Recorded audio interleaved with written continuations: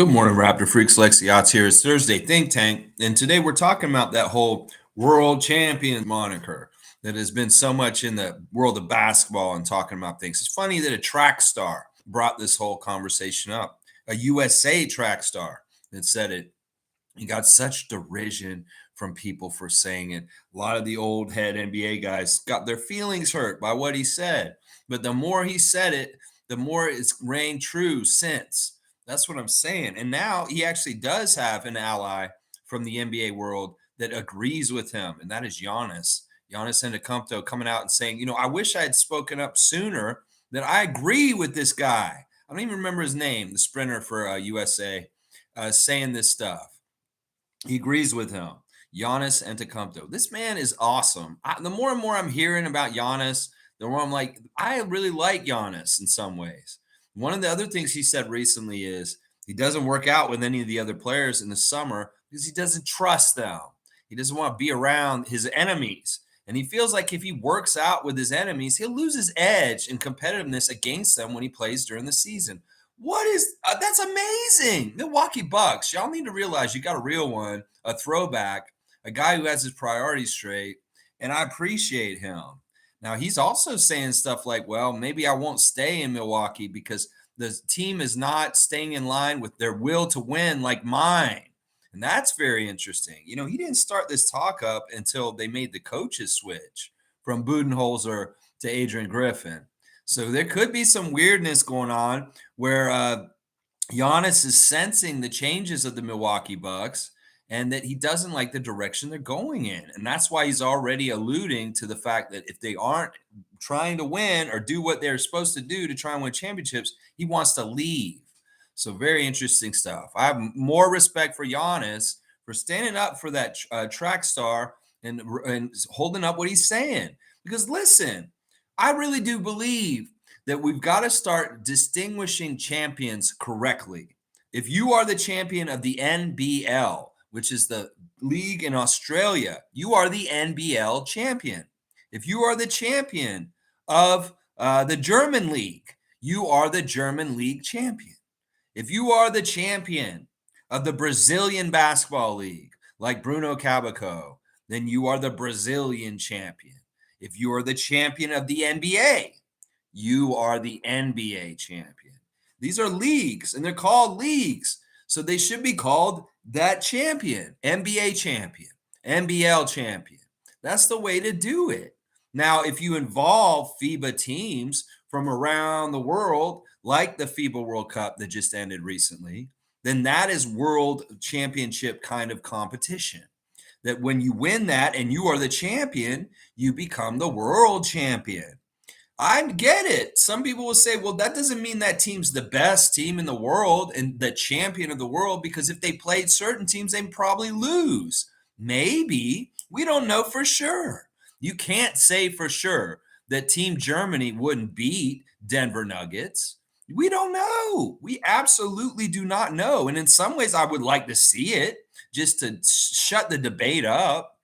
It could very well be 20 years ago, the N.B.A champion would beat any champion of any league around the world, including a world champion at FIBA World Cup. That could have very well be. That's true. But the talent around the world is catching up.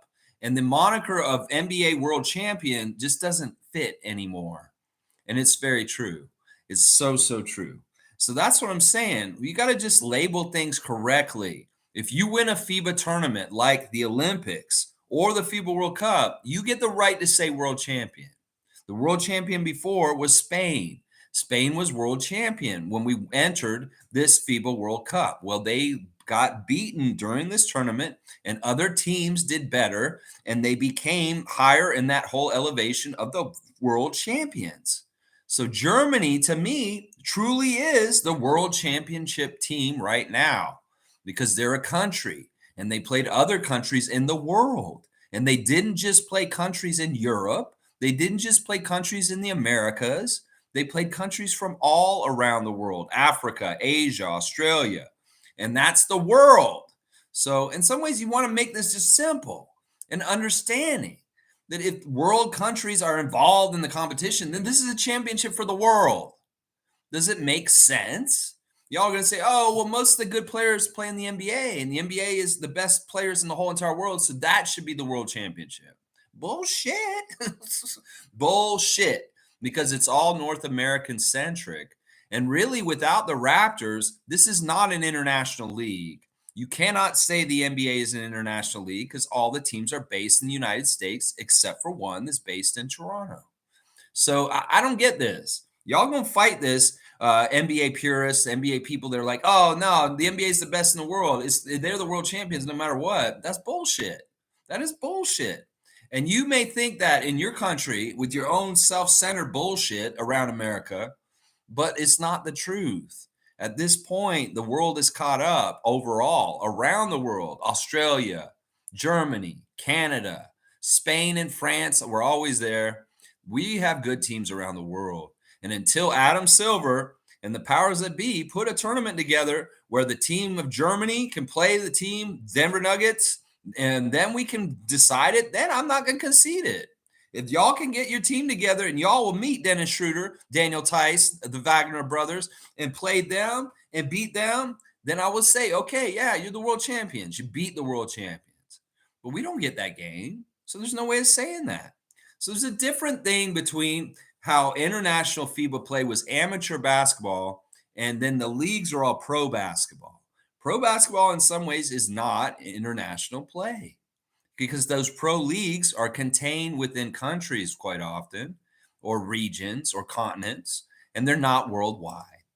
So it's real easy to figure out this label. Are you playing worldwide competition? Are you playing countries? Well, then you can be a world champion.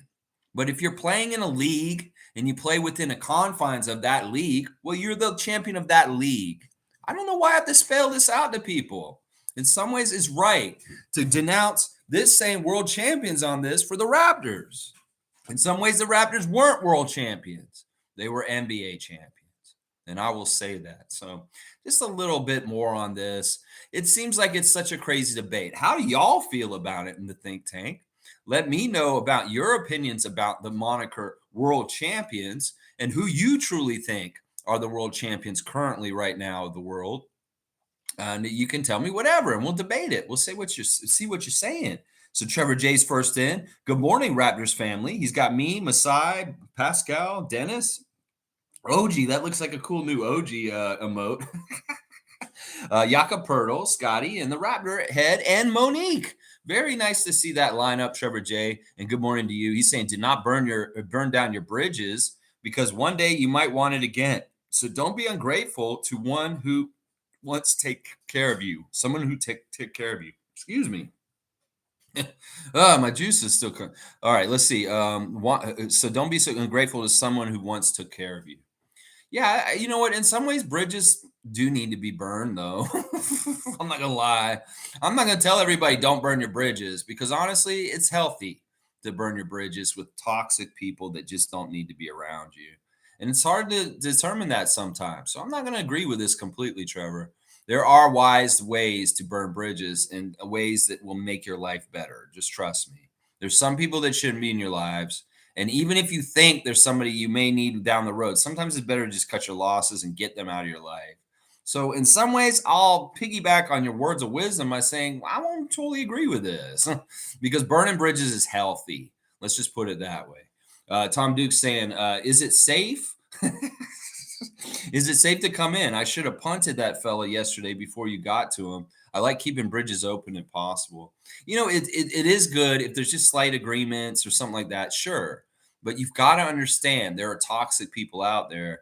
And if you can get away from them, leave that bridge burnt down is really what I'm saying. I've had to do that over the years with different people. And my life has gotten better as I've shedded certain very toxic, bad people for me to be around. And I can't, that's why I can't get behind this wisdom totally. You know, some ways there's so much in this world and so many people. Don't be afraid to let go of people. Don't be afraid because you may feel like you need to cling on to them for something, or oh, I don't want to piss this person off, even though I don't really like them and they don't get along. Because in some ways, yeah, if you have to deal with them in the future for some reason, business wise or whatever, sure, it's not good to burn the bridge. But if you don't have to have anything to do with them, burn that fucking bridge. I'm sorry. If you really don't, and you really don't want to go down that road again, just burn it. Yeah, it's healthy. Trust me. Prescribed burning is good for the forest. It allows your forest fires to burn smaller when you do prescribed burning. So prescribed burning is sometimes necessary in your social life. Just burn that away for a little bit. Trust me, it works. I've done a lot of it over the years in the last 10 years, and it has made my life measurably nicer, better, and more peaceful. To cut out some of just the toxic people that were around me. Oh my God. Oh my God. I'm thinking about those times right now, and I'm just like, it sucks. Now, as far as that person yesterday, I may have overreacted a little bit. I was a little bit charged yesterday, and that person came in with a little bit of bullshit. And yeah, I was going after him a little bit, and then they turned, and then there was a lot of comments and all this stuff. But it's just natural. Tom is. I don't want you to stop him. I want you to let me go through it and go ahead and see what I should do at that moment. Now, when I kick him out, I kick him out. But if you see it coming, just enjoy the ride. There's nothing wrong with what happened yesterday at all. Tom Duke saying, good morning. Olympics will undoubtedly always be the most prestigious. Now, see, I was arguing with that person yesterday about this. In some ways, some of the FIBA people really look at the World Cup as being more important than the Olympics. Of course, the United States and our country is trained to think the Olympics are more important. But think about it this way. How about this, Tom? The Olympics are a showcase of all sports across the gamut. So, in some ways, the focus isn't on basketball. Basketball is a little side part of it, a small part of it, and where the FIBA World Cup is ultimately only basketball and the biggest world basketball event because it has 32 teams involved in it. Only 12 teams will go to France to compete at the Olympics. So in some ways, you could say, okay, they're a lot of the same teams will be there. We know some of the teams will be there: Australia, Japan, South Sudan, France, ourselves, Germany, Serbia, United States. Well, they're going to get to play again. Now, if you have to play through 12 teams to get to the gold, is that as impressive as playing through 32 teams to get to the gold? That's what I'm saying. That's what some people are saying, that the World Cup in some ways is way more prestigious than winning an Olympic gold because in some ways it's much harder to win. That's what I'm saying. Now they'll say, oh, it's hard to qualify and even get to the Olympics. Well, that's true too. But remember, the Olympics is a lot. It's track and field. It's all these other things. And basketball is just one event out of like what, 100? And FIBA World Cup is all basketball with more teams actually being there. So you can make the argument that, sure, the casuals may think the Olympics is the biggest enchilada of international play, but is it really? Because the basketball event is FIBA World Cup. That's just this thing I was saying. I mean, it's prestigious. The word prestigious is true. The Olympic medal will probably be the most prestigious. So reading yours verbatim, that's true. The Olympics in some ways are just held in a higher prestige, partly because of a very strong media presentation of it. The FIBA World Cup obviously is not broadcast on the same level that the Olympics are for next summer. So that's a factor in it also, for sure, Tom. G saying Noah Lyles is the name of the track runner that said this. Yeah, Noah Lyles. That's right. That's what his name is. Yeah, he said it kind of corny. He didn't say it very smoothly, but I get your point, Noah.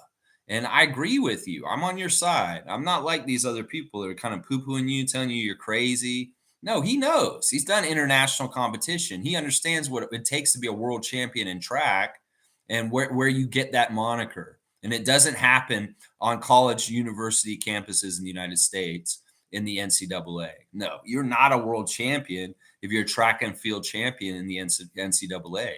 So why would you be a world champion? Are they saying that the champion of the football, the college, the BCS, is the world champion? No, it's the national champion. So in some ways, that may be a better moniker for some of this stuff, is you're the national champion or you're the league champion than the world champion. Because it has to be world competition for it to be a world champion. I think that's just simple right there. Isaac's got Dennis Schroeder on blast with the Raptor head. Love to see Dennis. David's saying, good morning, gang. Good morning to you, David Saborin, always good to see you. By the way, I was trying to gift a membership yesterday, but it looks like I renewed mine. Do we have to renew every month to retain membership? Also, does it auto renew? I don't know, David. This is all just as new to me as it is to you guys. I should probably investigate this.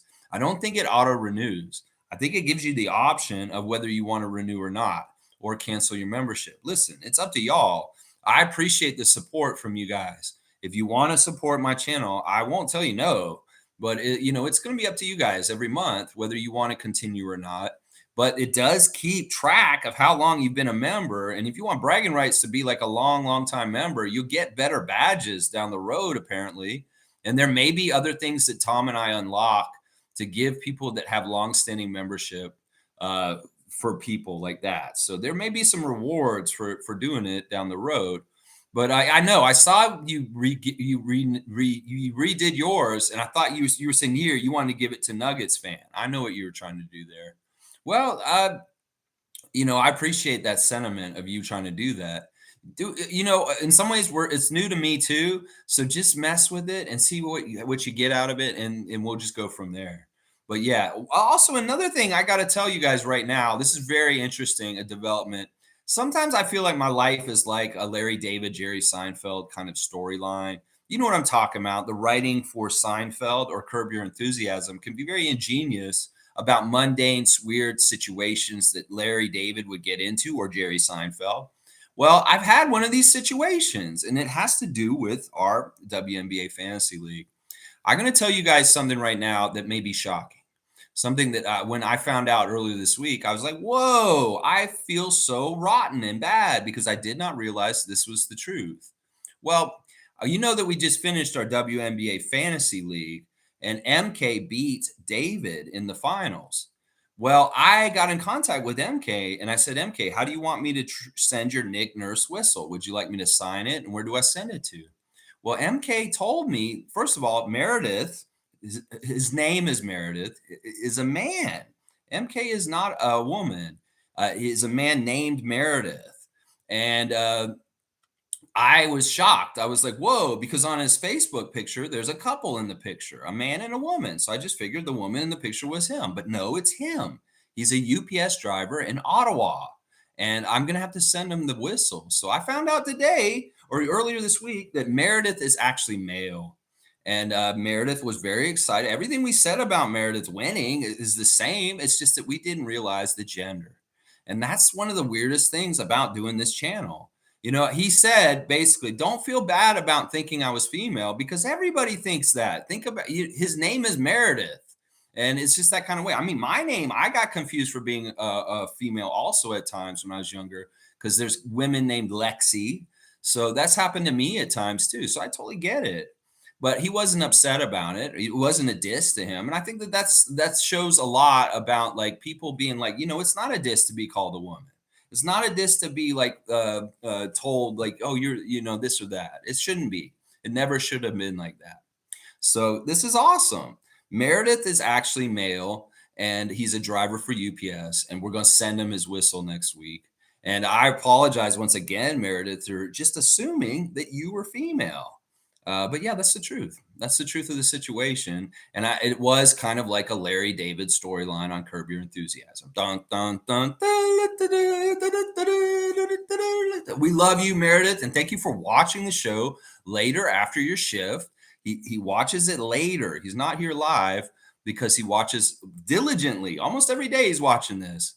So we appreciate you, MK, the WNBA champion, and MK will be playing in our fantasy basketball for NBA also this year.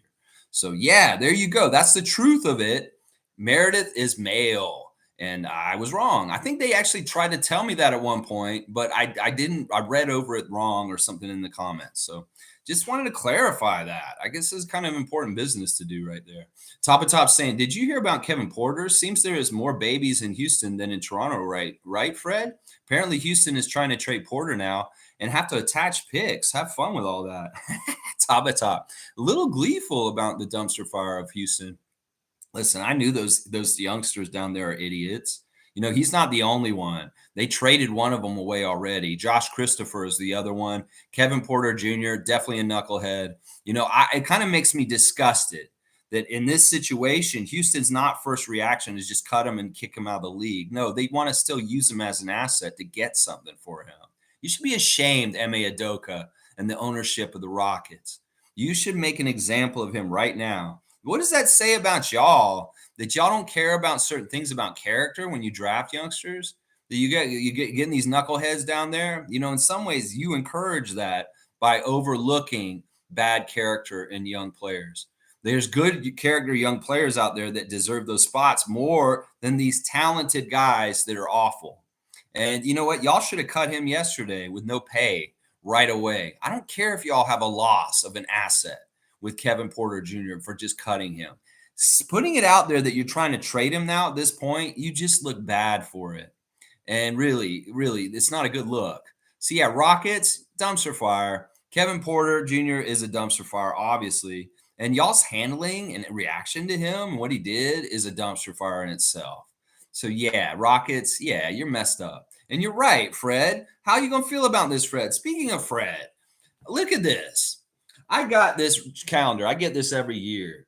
This is like a wall calendar with the Raptors on it. I know there's a weird reflection on there. I don't want to totally look at it, but look who's front and center right there. I'm like, y'all just made this and published this after the free agency. They knew he's gone. This company still goes ahead and puts him right front and center and puts him on 2 months for the year in the next year. He's on my birthday month of August next year. Why is Fred on our calendar? Seriously, calendar makers. He's been gone for like 2 months. Y'all just came out with this. I know because my girlfriend was looking for them and she said, oh, it just showed up now. So you just made it. You just published it. Why do I always have to have Aaron Baines or some idiot on my calendar that's not on the team anymore? Is the Celtics calendar showing last year's guys like Marcus Smart on it? It better be, because I'm like, why is Fred VanVleet on my Toronto Raptors calendar for next year? Why? Why can't y'all get this right? I mean, I see Precious, I see Scotty, I see Pascal, I see OG, I see Gary Trent Jr., I see Chris Boucher. That's great right there. But then Fred, why is Fred on this calendar? He's not a Raptor anymore. And when you put this on my wall and I have to get to that month, I start feeling sad because I'm like, what the fuck is Fred doing on my wall in a Raptors jersey? He's not on the team anymore. Come on, calendar people. At least it wasn't Aaron Baines this year. He had Aaron Baines on the calendar last year. And I'm like, Aaron Baines was in Tampa. That's so long ago. Why is he on this calendar this year? Anyway, there's my yearly calendar gripe for my Raptors calendar. Why is Fred right there? Why is he right there? You know what I'll do? I'll get a picture of Grady, and I'll put Grady's face over it right in the middle of the calendar. When Fred's month comes up, I'm just going to put Grady's head over it. Yeah, number 23, Grady Dick. There you go. Canadian Dana's here. Good morning, everyone. Good morning to you, Dana. Always good to have you in the chat. Naco the Nacho is in the house. Good to see my friend Gerald Mayhew here in the chat with us today. Let's see what he is saying today. What you got to say today, Gerald? I think it's true that the NBA creates the best basketball teams in the world. I think it's true that Germany has the best basketball team out of any one country. Okay, these are interesting distinctions. I would disagree with your first point, though. I think that the teams at FIBA were very good basketball teams. Now, the NBA could be good at collecting very talented people in a collective, but they're not necessarily teams. That's what I'm trying to say. You know, you can have a whole bunch of talented guys, but if they hate each other, they won't play like a team. You know, there's a lot of that in the NBA. There's a lot of teams where guys are infighting or they're selfish and they want things for them, so they're not good teammates with their other guys because they're worried about getting theirs. And if they give the ball too much to the other guys, well, then they're going to make shots and they'll overshadow them. So there's a lot of that kind of bullshit. And that is inherently part of the problem with NBA teams being more team-like. They have to overcome that. They have to overcome a structure that very much pits them against each other and makes them worry about money against each other. And it's not very conducive. Meanwhile, these teams like Team Germany, these guys show up, they're all for one and one for all because they're not competing for money or spots. They're just there. And they're doing it for the country, one for all, one all for one. So there's the difference right there. The NBA system is set up for bad team play because of the money and because of the way they're pitted at each other in the salary cap. Oh, there's only so much.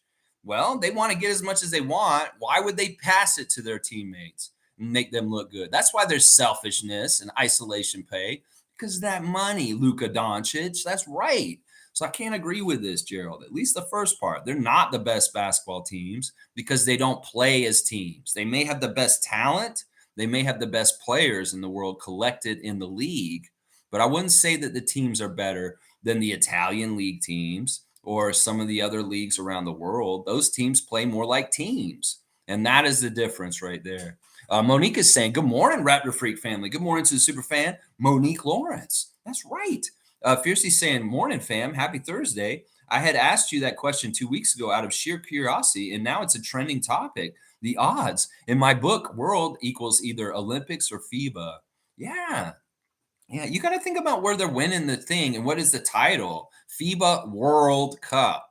World Cup. That is a cup. It's a World Cup. That's a world champion. Olympics. That's a world competition with countries from around the world. That is a world championship. So Germany's world champions until next year, and we'll see if they win the Olympics. And then I would say that we can crown the new world champions. So in some ways, a world champion can come almost every year, depending on what level of international world play is going on in basketball. It is true. You brought this up a few weeks ago, Fiercey. Look at the little spark that you started. The flames are burning high now, Fiercey. Your Fiercey Phoenix Flames burning up high with the commentary on world champion this, world champion that at this point. What a great question and what a great spark to the conversation, Fiercey. Good stuff. Good stuff. Yeah.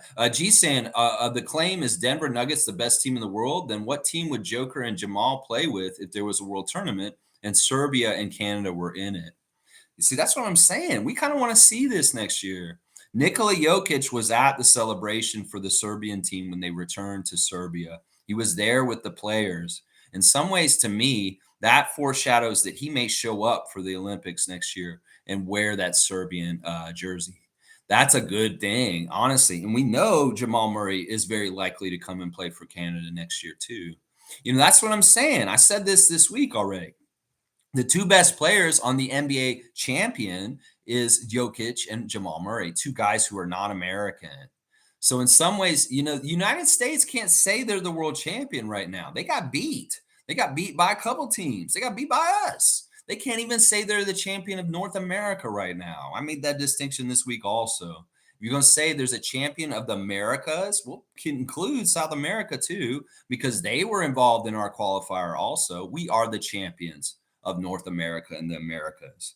We got further and higher than the U.S., Dominican, Mexico, Brazil, Puerto Rico, Venezuela. We beat all those teams that were there from the Americas. So in some ways, you could say we're the Americas champion over the United States. Well, we did beat y'all in the bronze game, didn't we? Didn't we? So yeah, we're the champions of the Americas. Canada is right now. And American people can be pissed off about that, but we got bronze medals and y'all don't. That's what I'm saying. There's levels to this. Let's figure out the geographic areas that we're figuring out who's top dog of what. That's the way FIBA did it. The further you get in America's group, the more likely you get that berth to go to Paris. And well, we outlasted and beat all the other America's team. I didn't expect us to beat US, but we did. And we are top dog in the Americas. We can say this. I wish more Canadian people were saying this or aware of this.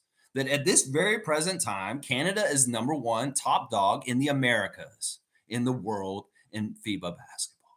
And that's just the damn truth. That's the truth. There you go. There you go. Top is saying, I think the States are no definite lock to win at the Olympics. They don't have a great big man who can guard on the perimeter, even if Braun and them go. Curry would be bullied physically. I don't think it's a slam dunk that just these superhero guys, Avengers Assemble, come together right now in panic after what happened just now means that they're going to be successful next year. I think that's part of their folly of being overconfident is to think that they can just come in and rescue like that. I think that that's part of the reason why they got fourth is they were overconfident and felt like, oh, we're going to just do this. It's just written. Well, it isn't, motherfuckers. You can lose and you can be out like that. And that's what was proven. So don't think that it can't happen in the Olympics too. Sure, restock your arsenal with older guns, more experienced guns, maybe better guns. We'll get some extra guys too for Canada. And Serbia is probably going to get their biggest gun for next year. So yeah, we'll come and reconvene next year in Paris, France, and see who's the top dog then. And don't get all high and mighty, you Americans, because you know what? It's not a given that y'all are going to be top, and that's what Top's saying. I don't think it's a lock.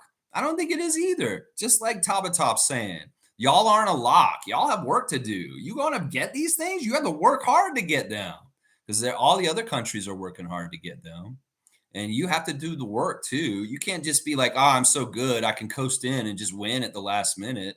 That age is over, US. And that's the thing y'all haven't realized yet about international FIBA basketball play, is that y'all can't just show up and expect to win. Y'all need to put some effort and work before, and cultivating a team together before you're going to do that at this point. You can bring all the talent in the world. If they hate each other, they're selfish, they have a different motives like Brandon Ingram, yeah, they're going to lose, because a team that's together and plays together as a team wins.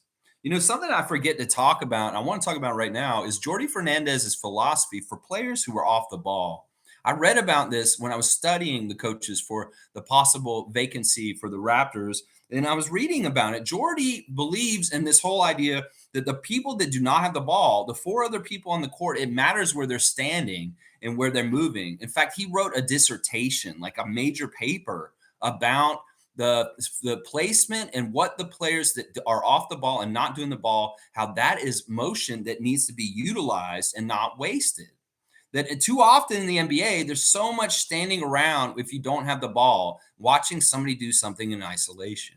Well, Jordi Fernandez prizes the ability to tell the other guys off the ball what to do and give them instructions so that they're useful and not just dead weight out there, just standing around watching one guy try and beat the other team.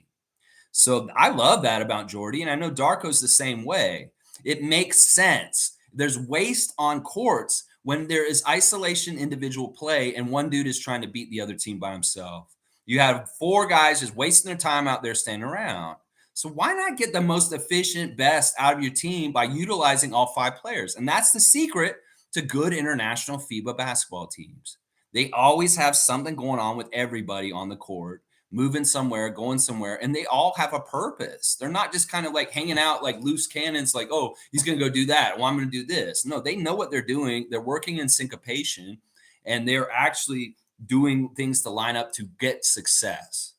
And that's the difference right there. The major difference between the NBA and the FIBA is that what are the guys doing off the ball when they don't have the ball? In the NBA, what are they doing? Lazy, standing around watching. In the FIBA play, what are the guys without the ball doing? They're cutting, they're moving, they're causing motion. And that's the difference right there. And Jordy is a huge proponent of this. He has a lot of knowledge of this. He studies where guys stand when they don't have the ball and how that helps with whether they score or not. Brilliant, brilliant. I know Darko's the same kind of coach. So there you go. There you go. G's saying that's why ESPN's putting Embiid in their dream list, trying to put it in his head to play for the USA. Yeah, whatever propaganda bullshit they're doing. The things with N.B.A being on USA are embarrassing. They're absolutely embarrassing. Y'all are such a hard luck country that you need a Cameroonian guy to come play for you. Seriously, that one in particular, you really think he's a winner? No, he's not. He's a big goof loser. And until y'all realize that, you're going to be folly, and you're going to be laughed at, honestly, for this. Oh, poor USA. They needed Joel. They needed to call Ringer. What the hell is this? Y'all don't need ringers. Y'all have so many good players from the United States, born in that country. Why the hell are you soliciting outside players from other countries to help you? That's pathetic to me, honestly. That speaks something to how the U.S. is just pathetic. You need to get Joel Embiid naturalized and make him an American to win. Y'all are pathetic. I have to laugh at y'all. If Joel Embiid suits up for the United States next year, I'm going to say it's the biggest pathetic thing I've ever seen in FIBA basketball, that this dude is playing for them. Pathetic for the U.S. and pathetic for Joel, because once again, Joel's a loser and he has to go the easy route to do things. Well, he has superstars around him on the Sixers, or he doesn't want to play for the Sixers any longer because they suck and he wants to go join somebody else to get an easy championship, or he wants to get world kind of like recognition on international FIBA stage by playing with USA. Losers. That is loser mentality. And ESPN, you're a loser for promoting it. Losers. Just losers. We don't need to do this shit. Is Canada trying to recruit other players from other countries to come play for us? No. We have Canadian players born in Canada, 100% Canadian. We don't have an American guy like Japan. We don't have an America guy like Jordan.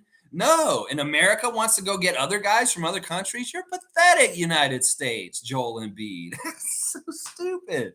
You guys would look embarrassing if you put him on that team. Seriously.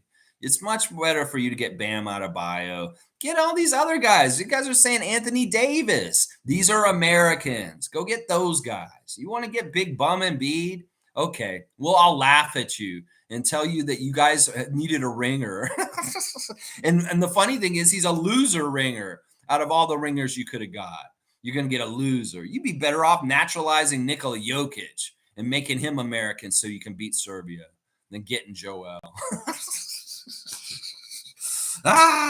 David is saying, I can't imagine Joel's antics are very well received in international play. I know that's the other funny thing about it. Go ahead, let Joel show up with his bag of tricks.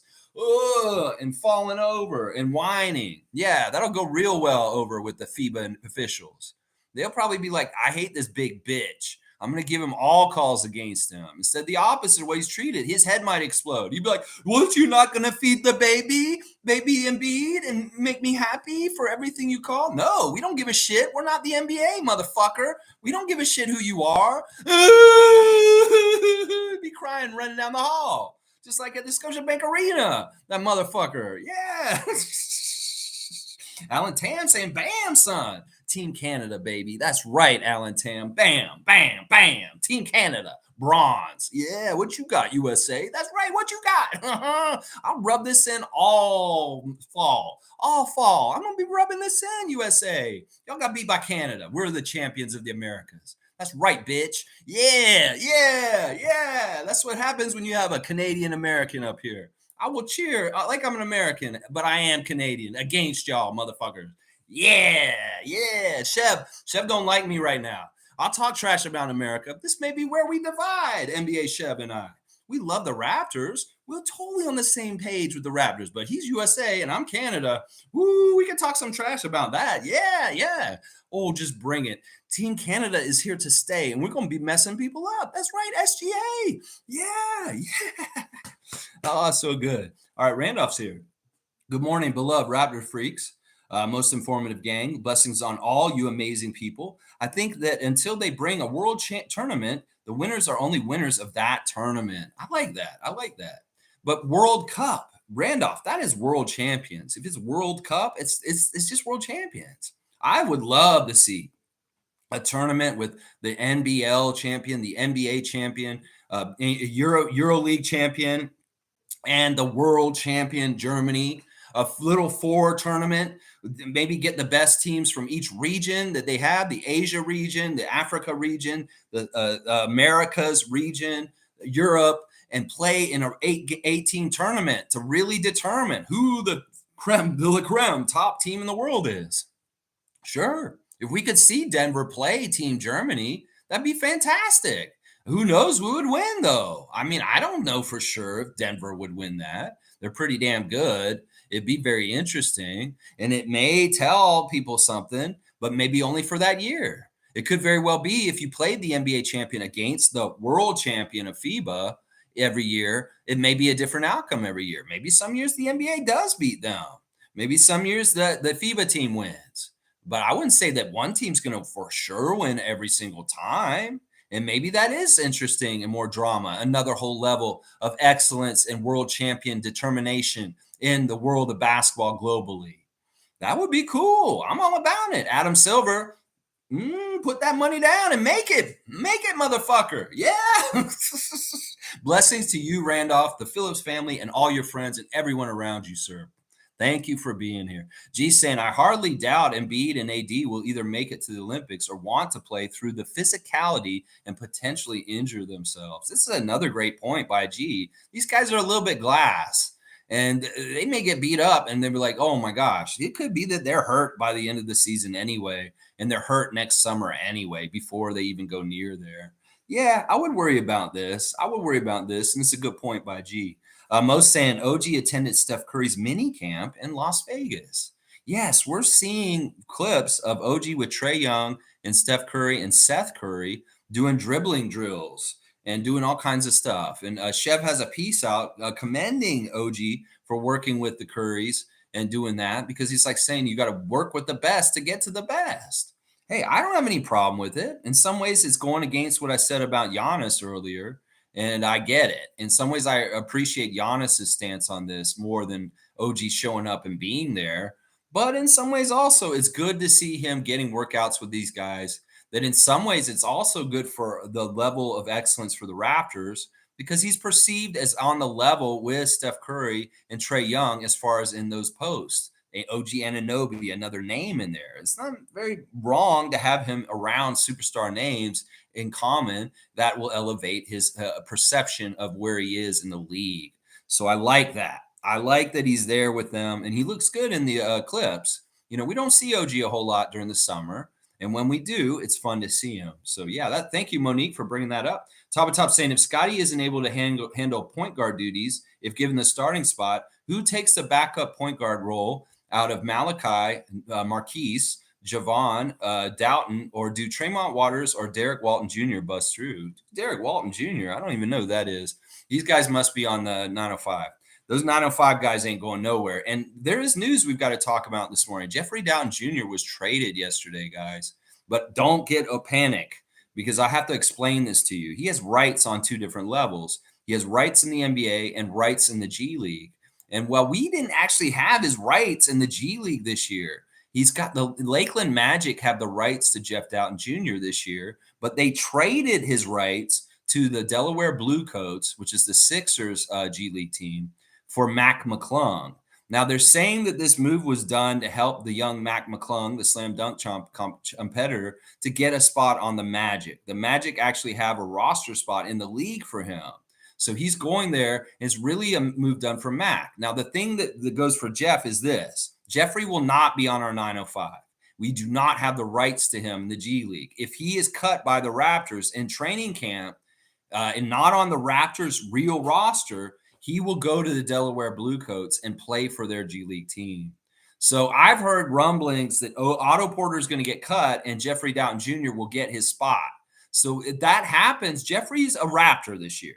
He will play for us. But if we cut him in training camp and he's not guaranteed, he goes to the Delaware Bluecoats and starts being in the Philadelphia's organization. So that's just a bit of news about Jeffrey and the move yesterday that happened. His G League rights were traded from Orlando. So we wouldn't even gotten him on the 905 this year if we cut him. He would have been on the Magic anyway. So in some ways, we're walking a tightrope. And in some ways, it's up to Jeffrey. I know he loves the Raptors, and I know he wants to play for us. So if he has a really strong showing in training camp and we sign him to guaranteed money, he's a Raptor this year. No ifs, ands, or buts. So don't overreact or panic to this move of him getting traded yesterday. It's all on the G League level, and it only happens if he doesn't get an NBA contract. And that is what we have to determine in training camp. It could very well be a Jeffrey Doughton Jr. versus Otto Porter Jr. decision before the season. We'll have to see what they decide. But it could be that Jeffrey's not with us this year, and he'll be in the G League for the Sixers. Now, all right, to answer your question, the backup point guard duties, if all right, you're not even putting Dennis into this equation, so I'm guessing that you figure Dennis is going to be a starter. So I don't know. Malachi really is kind of the next in line, but Marquise is really coming up strong, and in some ways, he may be overwhelming. He's more likely to bust through. Forget about Tremont Waters and Derek Walton. They don't have a path to make the regular roster. They really don't. They're not going to be so overwhelmingly good that we're going to switch somebody out. If that happens, I'll eat my words, but I don't see that. So it really is kind of a between Malachi and Noel and Doughton, if he's still around. Now, Javon Freeman Liberty is not really a point guard. He's more of a shooting guard slasher kind of guy. So if I have my way, Malachi gets the first chance, But if he's just the same that he's been the last couple of years and there's no real growth, he's not really steady or good enough, I would like to give the keys to Marquise and let him try and run the backup point guard. That's dependent on whether Jeff's around. Now, if Jeff does not make the team and he goes to the Delaware Bluecoats, like I'm saying, I'd like him to be the backup point guard in some ways over both Malachi and Marquise because he's more steady in certain ways. And I just like his game better. So it's tough. It's hard to figure this out at this point. The point guard situation for the Raptors is going to be fluid, and I think there's going to be a couple of people contributing to it. Obviously, Scotty's going to have some sort of prominence in our point guard situation, and Dennis will too. But who will it be after that on the depth chart? I don't know. Malachi, it's yours to lose, and Marquise, it's yours to steal. Is basically what I'll say. Yeah, David's saying, "What about Schroeder, man?" And he's got the umlaut on there. What about Schroeder, man? Yeah, Schroeder could be the starting point guard, honestly, and Scotty might be the starting point forward. How about that? Nako's saying, "Gee, I think Jokic would play on the Nuggets. I would sooner guess Jamal plays for the Nuggets, but I can see him playing for Canada." So you're saying if he had to make a choice between playing for Canada or the Nuggets in that matchup against each other, which would they choose? I'm going to tell you this right now. The way Nikola Jokic acted during the championship and at the end of it, he was so casual about winning it. He doesn't give a shit about NBA championships. Seriously, he probably gives more of a crap about Serbia getting the silver medal at for World Cup than the Denver Nuggets championship in some ways. You can tell by the way he acted at the end of it. He's like, I just want to go home and be with my horses. This is great, but I played really long time this season. I'm ready to go home. I don't know if he sees things the same way as an NBA American person would. He's from Serbia. He grew up around Euro Cup. He grew up in the national program of Serbia. And in some ways, he sees the work and the structure of that whole system. And he may go with his country. I'm going to tell you that right now. His loyalty may not be first Denver Nuggets. If he was to pick to choose, if they had both teams lined up at two ends of the court and say, you either play for the Nuggets today or you play for Team Serbia, I'm going to tell you he's going to play for his country.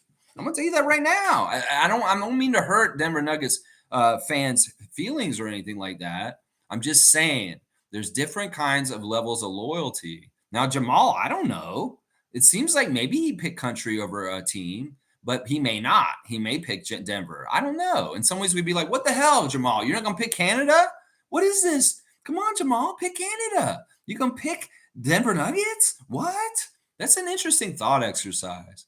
And each individual player, it'd be interesting to see. Would the American players pick their NBA teams over Team America? I don't know. It may be on a case-by-case basis. You can figure it out. Some of those players hate their teams. They jump for playing for Team USA against their own team. Seriously. Alan Tam, bam, son. Message retracted. Bam. Fiercely saying, I choose the auto-renew option. I will check if it worked. Yeah, I've seen some of you guys have auto renewed already or renewed, and I appreciate it. It means a lot. And, these little bits of like support each month really could turn out to be a way to help me maybe dial back some of my other work and be able to focus more on this channel because I've got revenue coming from this channel. So it's much appreciated because in some ways it may be able to help me take less of my other gigs and be able to do more on here. So I do appreciate the support. I really, really do.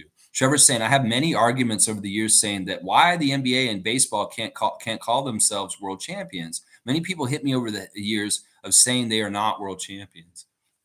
It depends on the sport. In some ways, American football could be called the world champion because there's not a lot of American style football played around the world.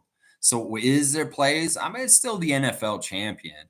But when they say world champion, where are there other places where they play American football like that? It's all soccer. It's all that kind of stuff. There's a little bit of American football. There was a Euro League for a while, but I don't even know if that exists anymore.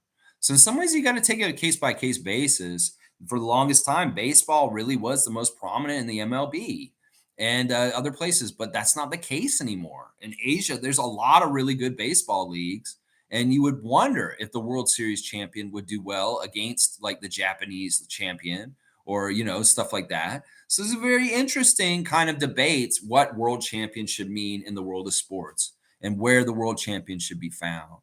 Very, very interesting debates. Tom Duke saying, I think it auto renews unless you were gifted. If so, one most likely needs to ensure the payment in their settings. Thank you, producer Tom. kind of giving us answers to question. That makes sense. That makes sense. If you were gifted a membership, I know you may not renew, and that's fine. I appreciate y'all being here, and I appreciate the people who gifted them.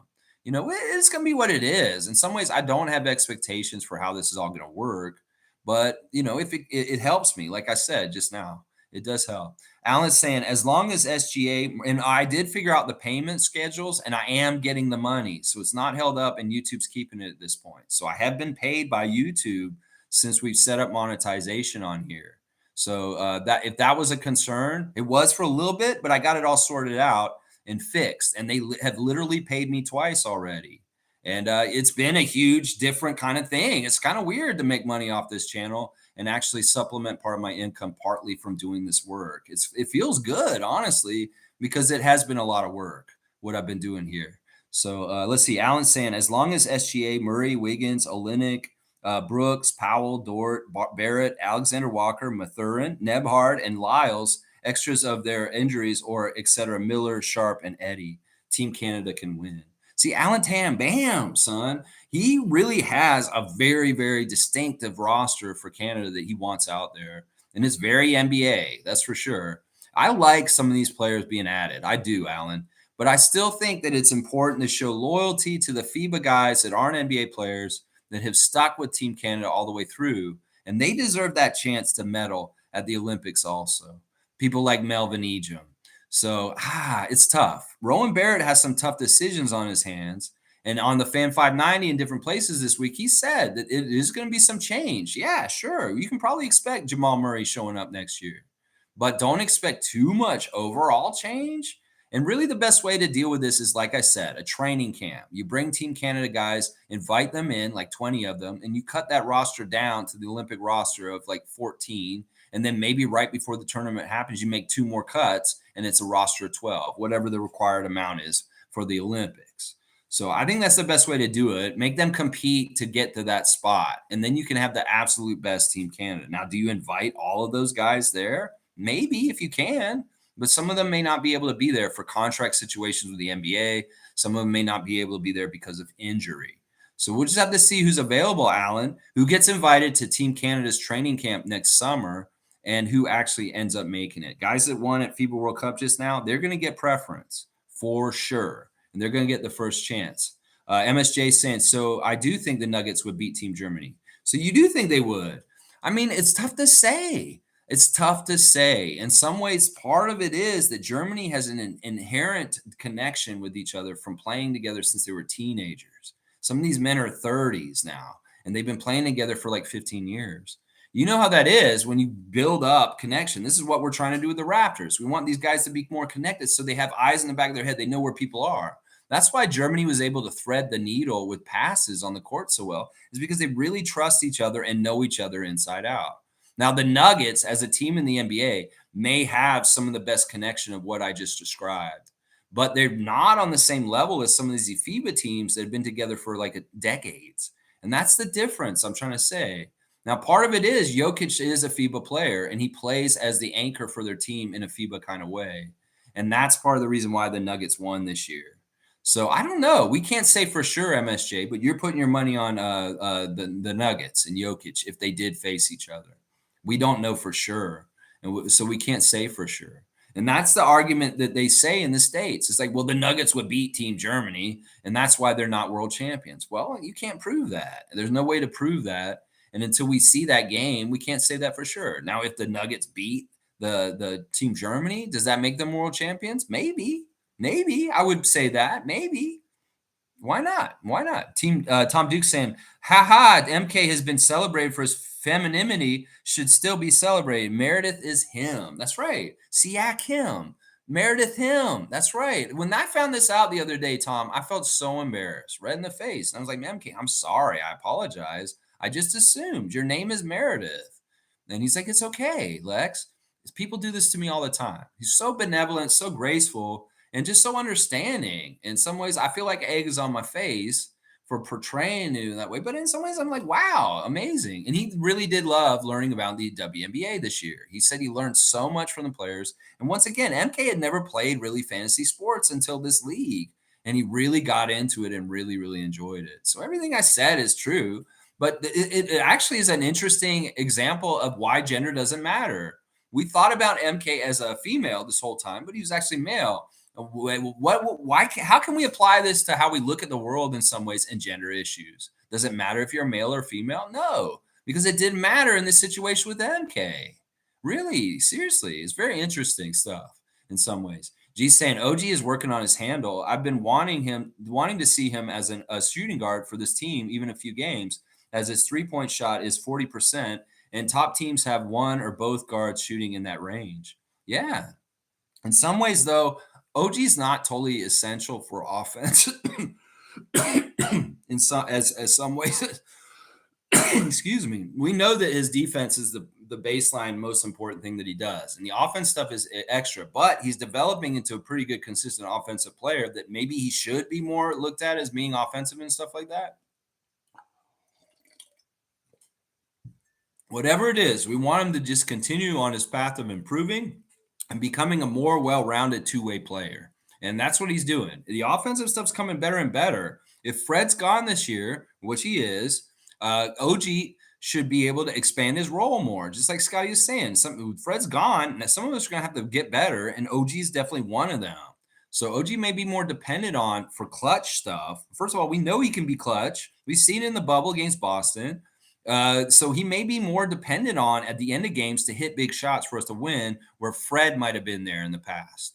So that may be a big difference with OG this year for sure. Yeah, his handle, it's good that he's working on his handle. I guess that is really good that he's with the Currys doing the double dribbles and stuff like that. Yeah. Top saying at David Saborin, I'm assuming if True ends up taking the starting spot, and we don't want to go with Pascal and Scotty as de facto backup point guards. Okay, yeah. Schroeder probably would start, and Scotty would be kind of the point guard, but Dennis is the backup just in case on the court in the starting lineup. It's like it could be very well that they open the game up and Scotty is handling the ball and directing and looking for people. But if he gets a little hairy or in trouble, there's Dennis to just be out there right in the moment to try and take over. That could be a really smart way to try and handle this. Is that in some ways Dennis could be a safety net for Scotty if he's in bad plays. So I like that. I like that top of top. That's pretty good. Fiercely saying MK is Ottawa fan, but I'm not shocked. I've heard the name Meredith for a male, but great story, Lex. Yeah, I remember hearing the name Meredith for males also in the past, and it's not uncommon. It's not. It's just I feel like an idiot for assuming. Once again, what did they say? You assume, you make an ass out of you and me. Well, I'm the only ass in this one for being that way. But yeah, Ottawa family strong out there with Isaac Campbell, Fiercey Salsera, and MK holding it down in the nation's capital for us. I love it. Wayne saying at 62, Raptor Freaks, we have as a host, Lex, who is a treasure. His advice on relationships and letting go is solid. Personal, political, and social commentary alongside my basketball makes my day. Thanks. Respect, Wayne Strainer. That means a whole lot for me. You know, I'm only being purely just myself. And in some ways, I don't hide any of the aspects of things that I'm interested in on this channel. I talk wrestling, I'll talk politics. And in some ways, I'm glad I have this forum to do that. In some ways, if I was working for Sportsnet or Rogers or somebody, they want me to just stick to sports or Raptors. And in some ways, I need to talk about Doug Ford and the Green Belt. Or I need, you know, this is the words of wisdom from Trevor J, Randolph Phillips, and different people every day are a great place to just touch base on spirituality in yourself, whether you're religious or not. And it's just really the ideas of like being a better human and being a better person to people around you and just trying to go that way. Man, I appreciate that, Wayne. That's a high compliment. And I really appreciate you being a part of our Raptor Freak family. Seriously. MSJ saying, like the Johnny Cash song, A Boy Named Sue makes you tough. Yeah, I bet Meredith's a cool guy. Like I interacting with him, he's just the nicest person and just really, really grateful and thankful and just awesome. He's like, you don't need to send me the whistle, Lex. I'm like, but you want it, and I'm going to send it to you. And he does want me to sign it. So I'm going to sign it and put Raptor Freak Lex on there. And he's going to have the Nick Nurse whistle with my autograph on it. In some ways, who knows? Who knows? Maybe some weird stuff could happen, and that whistle may be worth something someday, or it may be very notorious and important in the history of things. Who knows? Probably not, but it will still be a nice memento and a trophy for him to celebrate winning a WNBA fantasy league. So, yeah, Boy Named Sue is a great song. Great song. In some ways, I totally identify with this too. I was told my name was a girl's name all throughout my growing up in the South. I never went by just Alex. I always very adamant about using my full name, Alexi. And that caused me a lot of grief, honestly. I can tell you some crazy stories about being in the South and being named Alexi, a Russian name.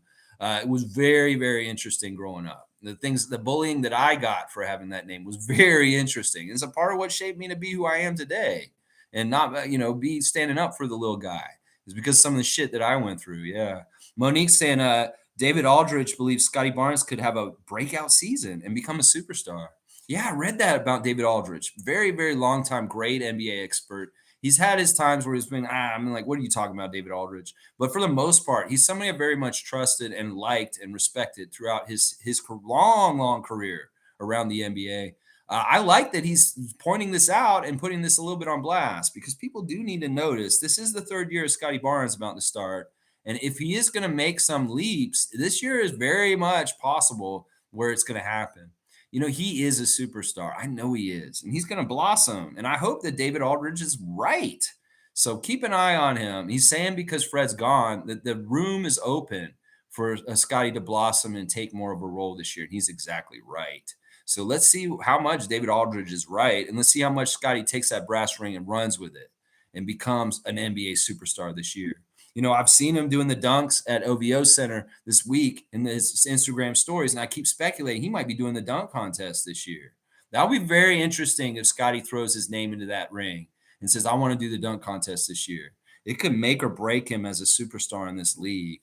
If he goes in there and he wins the dunk contest, well, hello, you can go on the path of Kobe Bryant and other guys like that.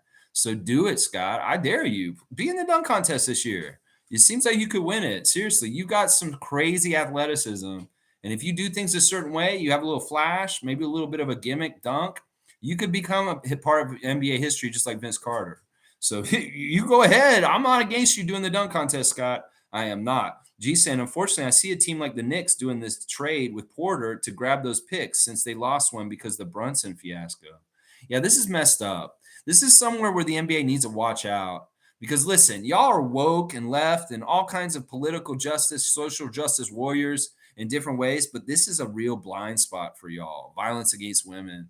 The way you handle Miles Bridges has not been good. Honestly, it's the wrong message. And there's a prevailing message that guys can get away with this around the NBA. That's messed up and it's wrong. I'm hearing more and more about the inner circles of the NBA players and their way of thinking, the way they are. Like they're really mad about this rule about superstars resting that the NBA just came out with in the last couple of days. Apparently, the very top players in the league are extremely pissed at the load management rule. That makes y'all sound lazy. And then y'all covering up for a wife beater. That's another thing that doesn't look good either right now. There's only been like one player who's come out and spoken against Kevin Porter Jr. That's messed up. More of y'all spoke out against Noah Lyles for his world champions comment than Kevin Porter beating up his girlfriend. I don't care about solidarity. I don't care about unions. What is right, and what is wrong. And y'all's silence and the NBA's handling of abusers, women abusers in their league is really not good. It's a literal black eye, just like the one he put on that woman. So, yeah, get it together, Adam Silver. Get it together. Houston Rockets. Disgusting that you're trying to look to trade him. Who the fuck is going to want him at this point? Seriously, that audacity. Just cut your losses and cut him out of the league right now. That's what I'm saying. Alan Tam saying, any prediction, potential roster for Team USA?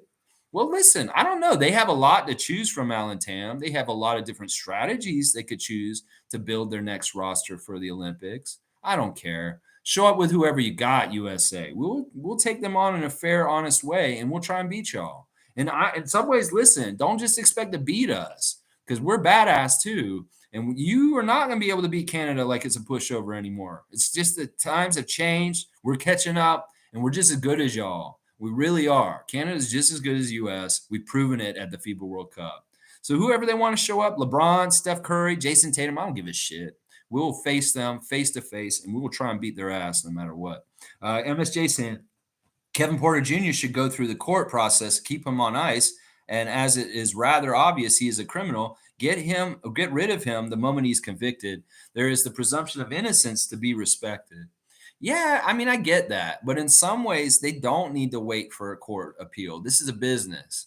And if the evidence is very cut and dry, and I mean it is at this point. I mean, there's no other way. Nobody did this. She has the medical reports. She has a fractured vertebrae. She has busted up eyes. He choked her. He's got like marks from his hands around her. I mean, in some ways, the court of opinion on Twitter and all this stuff is a different kind of court than a judicial court that'll convict him. But in some ways, these teams don't need to wait. Like this whole thing with Miles Bridges last year, waiting and doing the trial, and then he gets the whole thing happened, and now they're inviting him back to Charlotte. It's gross and it looks bad. I'm sorry. There should be zero tolerance on this particular issue. And it really shows a blind spot for the NBA on their progressiveness and who they are. This is no good. Circling your wagons around an abuser is not right. And y'all need to fucking figure this out because listen, it's like y'all are getting one every year right now. You had Miles Bridges the year before. Well, now it's going to be Kevin Porter this year. That's no good, NBA. You want to have one every year? It's going to make your league look worse and worse. So you do need to make an example out of Kevin Porter Jr. You really, really do. And that may scare the shit out of some of these young guys and make them think twice about beating people up. I still have a lot of reservations about that pick that Charlotte chose this year, Hunter out of Alabama, and his role in the murder of a woman. That there's a lot of weird shit about the way men look at women and what they are in the NBA. These NBA players look at women as objects, and they don't look at them as equals or people that should be respected. And some of them are like property. And that kind of mentality by these men is really bad and damaging because in some ways they inform young men all around the world because they want to be like them. So that's what I'm saying. The message here is not good. Figure out your message, Adam Silver, in the NBA and rectify it because you look bad until you do this right. And Porter Jr.'s is the latest one. You can get Miles Bridges, Kevin Porter Jr. You're going to get other ones down the road if you do not make an example soon, is what I'm saying. Yeah, David Saborn saying, so there's a Fred on there and no Grady Dick? Yeah, they put Fred on this calendar. They printed this calendar this summer, probably after, but they probably had the design and the layout. Oh, we'll put Fred in the middle. He's the captain. Oh, okay. Oh, Fred's not on the team anymore? I already did all my work, guys. I'm off the clock. Sorry. Here you go. You got Fred on your calendar. These motherfuckers. At least it's not Aaron Baines. That's what I say. The year after Tampa, I had to look at Aaron Baines for 2 months after he wasn't even on the team. And I'm like, why am I fucking looking at Aaron Baines right now? Like, what is this? There's no Grady Dick. No, there's no Grady Dick. Fiercely saying, couldn't they edit the calendar prior to printing? I know. I'm like, what is this? Why don't they do this? I totally get what you're saying. Seriously. Like, why didn't they do that? They could have edited it. I totally agree with you guys. It makes me mad, honestly, that they didn't change Fred out. But it is whatever. We just feel sad because I see him on here. I gotta see Fred. Oh my gosh. Oh well. All right, let me see. I jumped ahead. I'm gonna make sure I get every comment. And please give me a cutoff today, guys. Please give me a cutoff. No. NBA Quick Takes saying enough respect, Lex and Raptor Freaks, 100%. Good to see you, NBA Quick Takes. Always good to see my friend NBA Quick Takes. MSJ saying Fred is a bit of a dickhead anyway. Good idea, Lex. Yeah, let's be nice to Fred. Actually, I've seen some pictures of Fred on Facebook on his account. He's been an outdoorsman this summer. He's been very much like river rafting and taking nature walks in the nature and hiking in the mountains. Fred looks happy. And in some ways, I'm very happy for him. And I'm glad he was out there getting in nature and doing a lot of nature kind of stuff. You go check out Fred's official account on Instagram, on Facebook. You'll see what I'm talking about. And you know what? Listen, I don't hate Fred the person. I love Fred. Fred is an amazing Raptor, and he always will be. But Fred on the court, I'm against now at this point.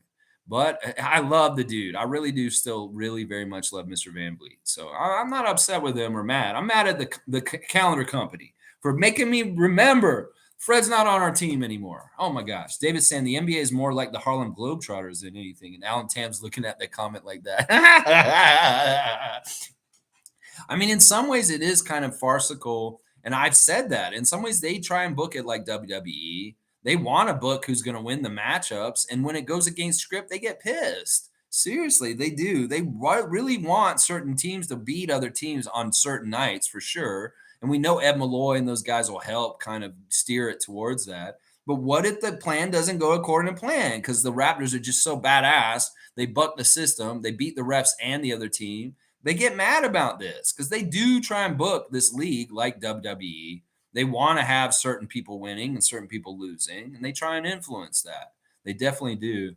David's laughing at Alan. He's like, I'm not trying to say the players aren't good, just the way they play, more of an individual show than a team competing. I totally get what David's trying to say with the Harlem Globetrotters comment here. And I agree with him. In some ways, it's more about the show and the flash of it than the actual substance of the basketball. And I think that's the point he's trying to get across there. Quick take saying makes sense all about the Benjis, the Benjamins. That's right. Randolph saying, Lex, I read that the Raptors have traded Doughton's G League rights away. So if he doesn't make the team, he cannot play for 905. Yes.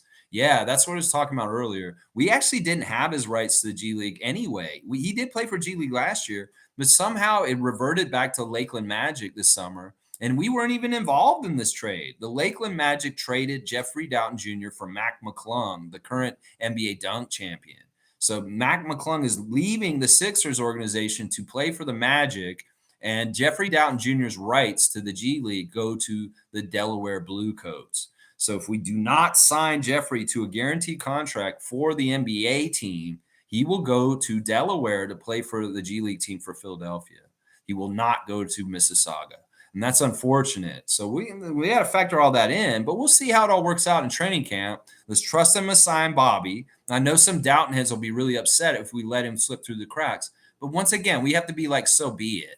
We have a crowded team. We have a lot of good players. It's hard to make this team. Maybe Jeffrey Doughton Jr. was good enough to play on our team last year, but maybe this year is not a spot for him. It could be that way. Top and Top saying, laugh out loud. Fred is on the calendar twice because they don't care about Toronto. Fail. My Lindy's annual NBA preview magazine better not have Fred on the cover. I've been getting that preview mag since 1995. That's a great brand, Lindy's. I've actually used to read those magazines myself, and they're fantastic. Top of top. That informs me a lot about your knowledge, knowing that you get the Lindy's. So good stuff. Good stuff. Yeah, I know. It's like she said, Adriana, who got me this calendar, she gets me this calendar every year. She said, well, if I got the Leaf one, are they going to have out-of-date Leafs on the Maple Leafs calendar? Probably not. So I don't know. This was printed in Canada. This isn't like this is from the U.S. This was printed in London, Ontario. It says down in the corner. So I don't know. Get it together. Maybe Canada does hate the Raptors. I'm saying, here's Fred. Put him in your face. Yeah. MSJ saying, I have a feeling Doughton is out. Randolph Phillips is sad, but looks like he has become redundant. Suddenly we have guards and Scotty Barnes who designs on learning the position. Yeah, we'll have to see. We will have to see. Let's not get ahead of ourselves. We do very much value Jeffrey, and there was some sort of agreement for him to stick around, get his surgery done this summer, and hang around the Raptors so much. And he is still wearing Raptors gear right now. So unless something has changed, he knows that his rights on the G League level have moved around, but that doesn't mean his rights on the regular NBA level have. And that's why we got to put money down on keep him. But we'll have to see, Chris. It may be that he is done. I'm okay with either way and trust Bobby and Masai on whatever decision they make because they're astute and they understand what this team needs the best. And if Jeffrey's going to move on in his career from here, well, it's been really nice to have him on the team. In some ways, I wish we got more out of him in some ways. But also, it is what it is. This is how the NBA works. And nothing is ever permanent. We get too attached to players and be like, oh, he has to be on the team because you're more attached to him than actually whether it's good for the team or not. Quick take saying Jokic joining Serbia. Yeah, that'll be tough. Serbia got silver. Just imagine them with their real center. And he has played with them. So he knows that team pretty well. It's not like he's going to come in and have to learn them. No, he's played with those guys since he was a little kid. So he's going to be really good with Serbia in Olympics next year. So, yeah, watch out for Serbia next year when they add Jokic. Elijah Hutchings is here. Good to see Raptorfreak Elijah Hutchings chopping in every once in a while. We love you, Elijah. And we're very happy to see you when you come in here. The NBA are national champions, period. The best guys come here. There's an NBA without borders, NBA Africa, etc., and it's not practical. How would a team play LA, then play Lagos, only to play a game in New York? This is great points right here. I like this. And I think the distinction of what the parameters of where you won where you won is very important. If it's a league champion, you are just the league champion of that league. If you are a champion of your country in that country's league, sure, you can say you're a German champion. But you shouldn't be saying world champion unless you're in FIBA competition and there's at least 5 or 6 nations represented there. And then you can start saying it. Even the America's Cup. You can't say you're the world champion from winning the America's Cup. You can say that you're America's champion. You win the Euro Cup. You're not the world champion, even though you're one of the best teams in the league if you win the Euro Cup, because that's one of the toughest ones to win. You're the champion of Europe. It's really just keep it simple. NBA champion, NBL champion, German champion, world champion at FIBA World Cup. Yes. So Dennis is currently a world champion. He's the MVP of the world champion. And I will say that till I'm blue in the face. And people will be like, what? Denver is the world champion, bro. Nah, man. Dennis Schroeder and Germany won the championship at World Cup, and they are the world champions. I'm just going to say that, and I'll defend that. I'm not saying the NBA isn't the best league in the world. It for sure is the best talented, most talented league. But if you win the NBA, you're the NBA champion. And I think this distinction is important to make at this point with the rise of FIBA International Basketball being a whole different kind of brand is something than the NBA. So, yeah, G saying apparently Serbia was missing 4 key players, including Joker. They focus on bigs. Love that we have Darko. He can help Jakob and Koloko, I feel. Yeah, I like that. I like that too. Darko's effect on our big men will be very interesting. And this is true. Serbia had a bunch of players that they could have played were absent. It's very similar to U.S. and Canada. There's a few countries that did not go to FIBA World Cup fully stocked with their absolute best brimming talent. And Serbia, Canada, and the U.S. are 3 of those countries for sure.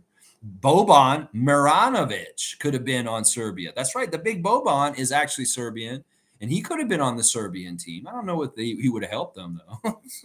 He's going to go help the Rockets. So MSJ saying, I really want to see the prime USA team in Paris. Steph, Lillard, LeBron, Kevin Durant, Anthony Davis. I doubt that team loses. Maybe, maybe not. There's no guarantees. Some people would say the LeBron super team in LA can't lose. Well, we see what happens. Everything can look good on paper or good in theory. But when you put it in practice, does it actually come through with the results? Not always. And that's what I'm saying. Don't count your chickens before they're hatched. Just because they put those guys together next year for the U.S. doesn't mean they're going to win. We can already say that LeBron is a step or two slower at this point in his age than he used to be. He cannot take games over like he used to and just will a team to win like he used to. We know that. It's from we've seen in his play for the Lakers in recent years. So in some ways, we could say I doubt that team loses, but I can see ways that they could lose. Oh, yeah. I can see different scenarios and reasons why they lost, similar to why they lost at FIBA World Cup. Why not is here. Howdy. Do you have any more spots in your fantasy league? Well, we're just getting it revved up, and I'm adding all the players from last year, and we're going to see how many spots we have open. Who knows? Maybe I'll have to run 2 leagues this year because the demand is overwhelming. We have 20 spots in the league, and right now, I don't know. I didn't go check this morning, but we'll see how many people have accepted their spots so far. But why not? We'll keep you in consideration. The best way to possibly get into our league is to continue to frequent this channel. And when we get it going, we'll do the live draft on this channel as one of our streams one day. And hopefully you'll be there and you can be a part of it. So you just keep up to date by watching and we'll let you know. Tom Duke saying Bogdan Bogdanovic got a call from the Joker after each game in the tournament. There you go. That's what I'm saying. He was giving him advice. He was maybe saying, you're doing really good. He's like maybe telling him about what his horses are eating. Oh, they're eating so many oats and they're going so many Serbian horse races. Oh, that's great, Nicola. I wish you were here with us right now. I know, but my life is good. I love horses. Hang up. Tom Duke is saying Joker wants all the crowns. That's right. He wants that horse racing crown along with the basketball crowns. Fiercely saying Jordy's take is great. Utilize all players on the court. Well, it just makes sense. They're going to be out there. They're going to be on the court. They could just be out there doing cardio, run around. But why wouldn't you utilize all that? It's waste if you don't. And the NBA wastes players' energy and motions by not utilizing everybody in the offensive scheme. You're going to tell Siakam to just try beat 3 guys on the left side and everybody else to stand the other side. Those other 4 guys are wasting their time, and they're a waste in some ways. I don't like that waste, and that's what I'm against at this point. No more 4-man waste because one guy's isolating and being a ball hog. And that's what we don't want anymore. Quick take saying Raptors will probably be the NBA's first team to bring back the real fundamentals. That's what I'm seeing with how the team is constructed. And Denver, yeah, I could see this too. Quick takes. In some ways, the balance of our starting lineup is really good. There was, I mean, sure, Siakam's overwhelmingly the top scorer, but the fact that the Raptors have had a starting five that have all averaged over 15 points shows the balance of our lineup. Then you add in Nick Nurse's dedication to defense the last few years and the team play of playing and counting on each other. That's so FIBA. And that totally makes sense what you're saying. In some ways, the Raptors are more built like a FIBA team in certain ways than some of these superstar teams like Phoenix Suns or something like that. So I totally get what you're saying, quick takes, and I think that that's part of why we could be very successful. Is we're taking some of the aspects of FIBA play that is very, very good and trying to put it in an NBA environment, and we'll see how successful we are. We've done it in different ways. Now with not Jordy, Darko as our coach, a European coach with European mentality, we could see it even more this year, even more than with Nick from before. So, and I also love the idea that Darko is going to build our defense from the lane instead of the point of attack on the outside and the perimeter. Nick Nurse used our defense to initiate on the ball handler and coming and meeting him aggressively with traps. That was where our point of attack, where we built the defense, was from the outside going in. Well, Darko's big difference on defense this year is going to be that he builds the defense from the center, Koloko, Yaka, from the middle out. So the first place he thinks about with defense is at the rim. So in some ways, we may see a better defensive structure because in some ways, this is more a traditional way to do your defense from the center, from the lane, instead of from the outside. Because if you do it the way Nick was doing it, you cheat, you try and go for steals, you get burned. And then it's about catch up, everybody else catching up after you, behind you. Well, if the foundation of the last line of defense is that dude and you build the structure out from him and the opposite, that's going to be a difference with the Raptors defense this year that I fully expect. And the other thing is I talked about this a couple times this summer, that if the Raptors are expending less energy running around like crazy trying to do what Nick wanted us to do with the aggressive defense, they may have more energy on the offensive end to be more successful with their shots, and the offense will look better. In some ways, our offense suffered because Nick made them run so ragged on defense. And in some ways, that was not necessary. Our team is very good, talented defensive players that can play people one-on-one. And we didn't need to do all the trapping and hustling and aggressiveness. In some ways, he did that to allow more possessions and more opportunities for them to get the ball with deflection and stuff. I get the mentality and the philosophy. But in some ways, he ran them ragged so that they couldn't execute at the end of games to win.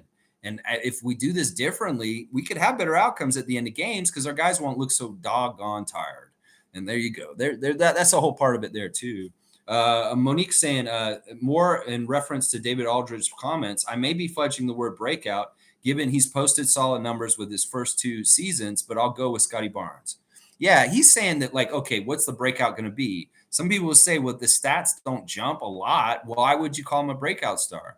Well, it's not always about that. If you're an educated NBA viewer, you can tell when a guy has hit a new level, even if their stats don't totally reflect it.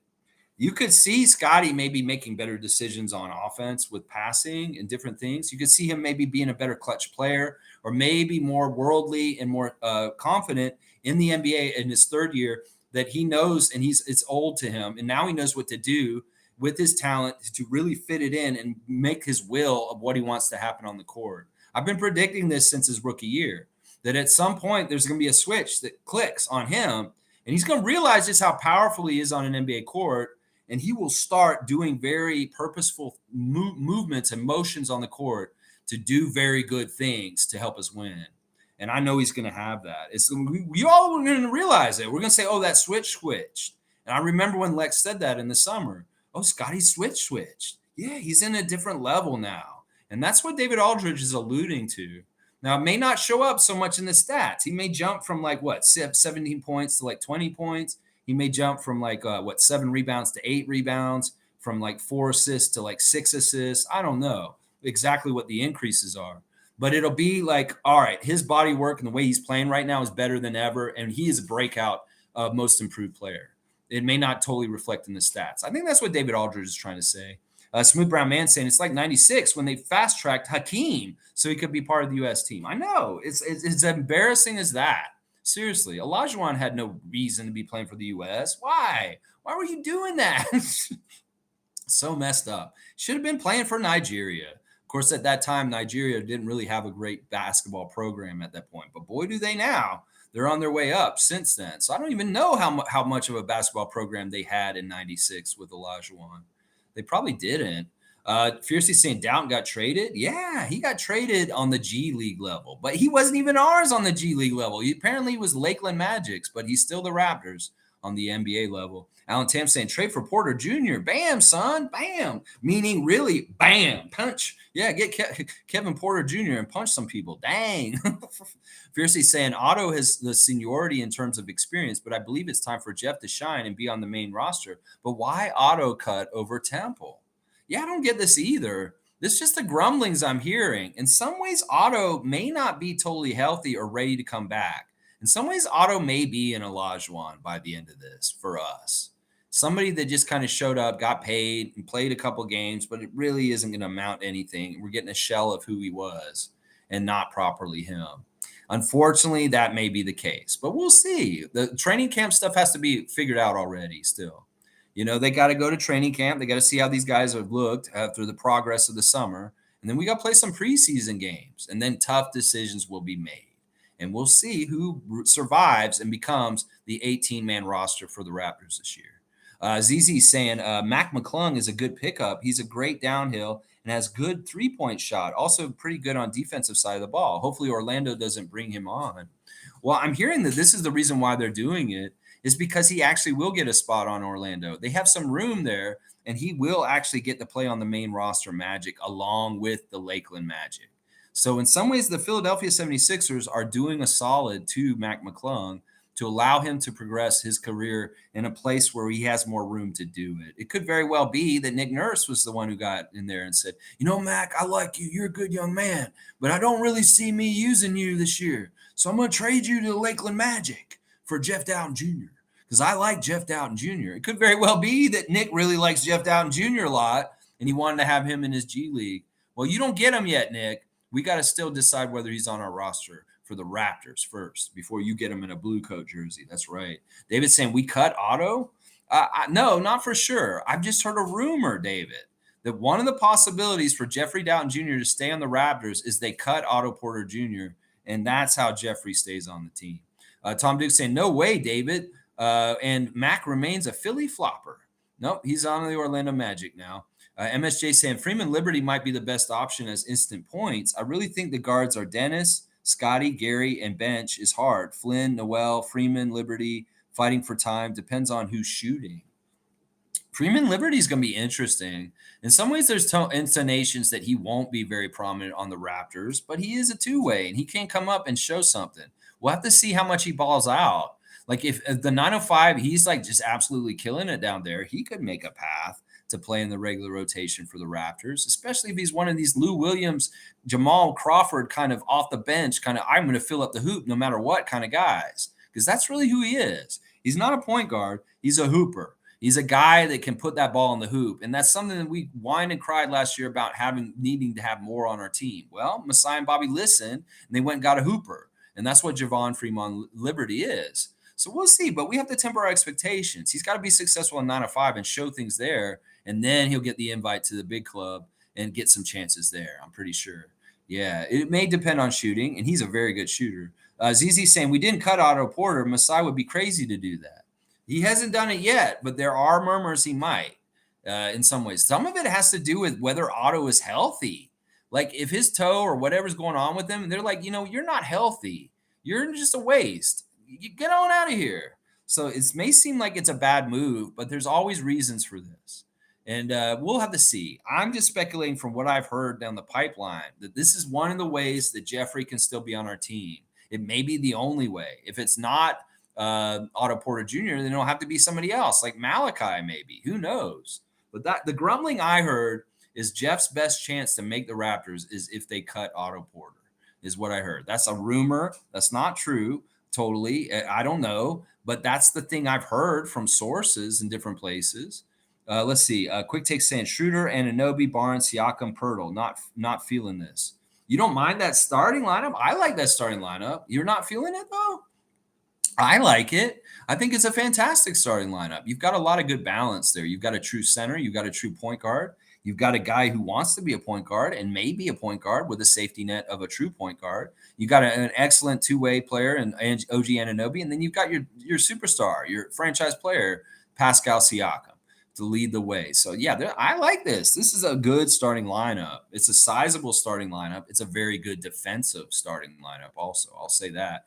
Smooth saying Dallas tried to stop DN from competing for Germany for insurance reasons, but he relented and played for Germany anyway. Jokic would play for Serbia.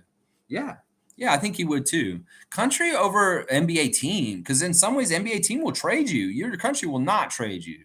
Your country will keep your allegiance to your country, and that's part of it right there. Yeah, Dirk Nowitzki wanted to play in the past, and Dallas was like, Mark Cuban was like, I'm not thrilled about this, Dirk. I love you, man. You're my guy. I always love you, but I really kind of don't want you to go play for Germany.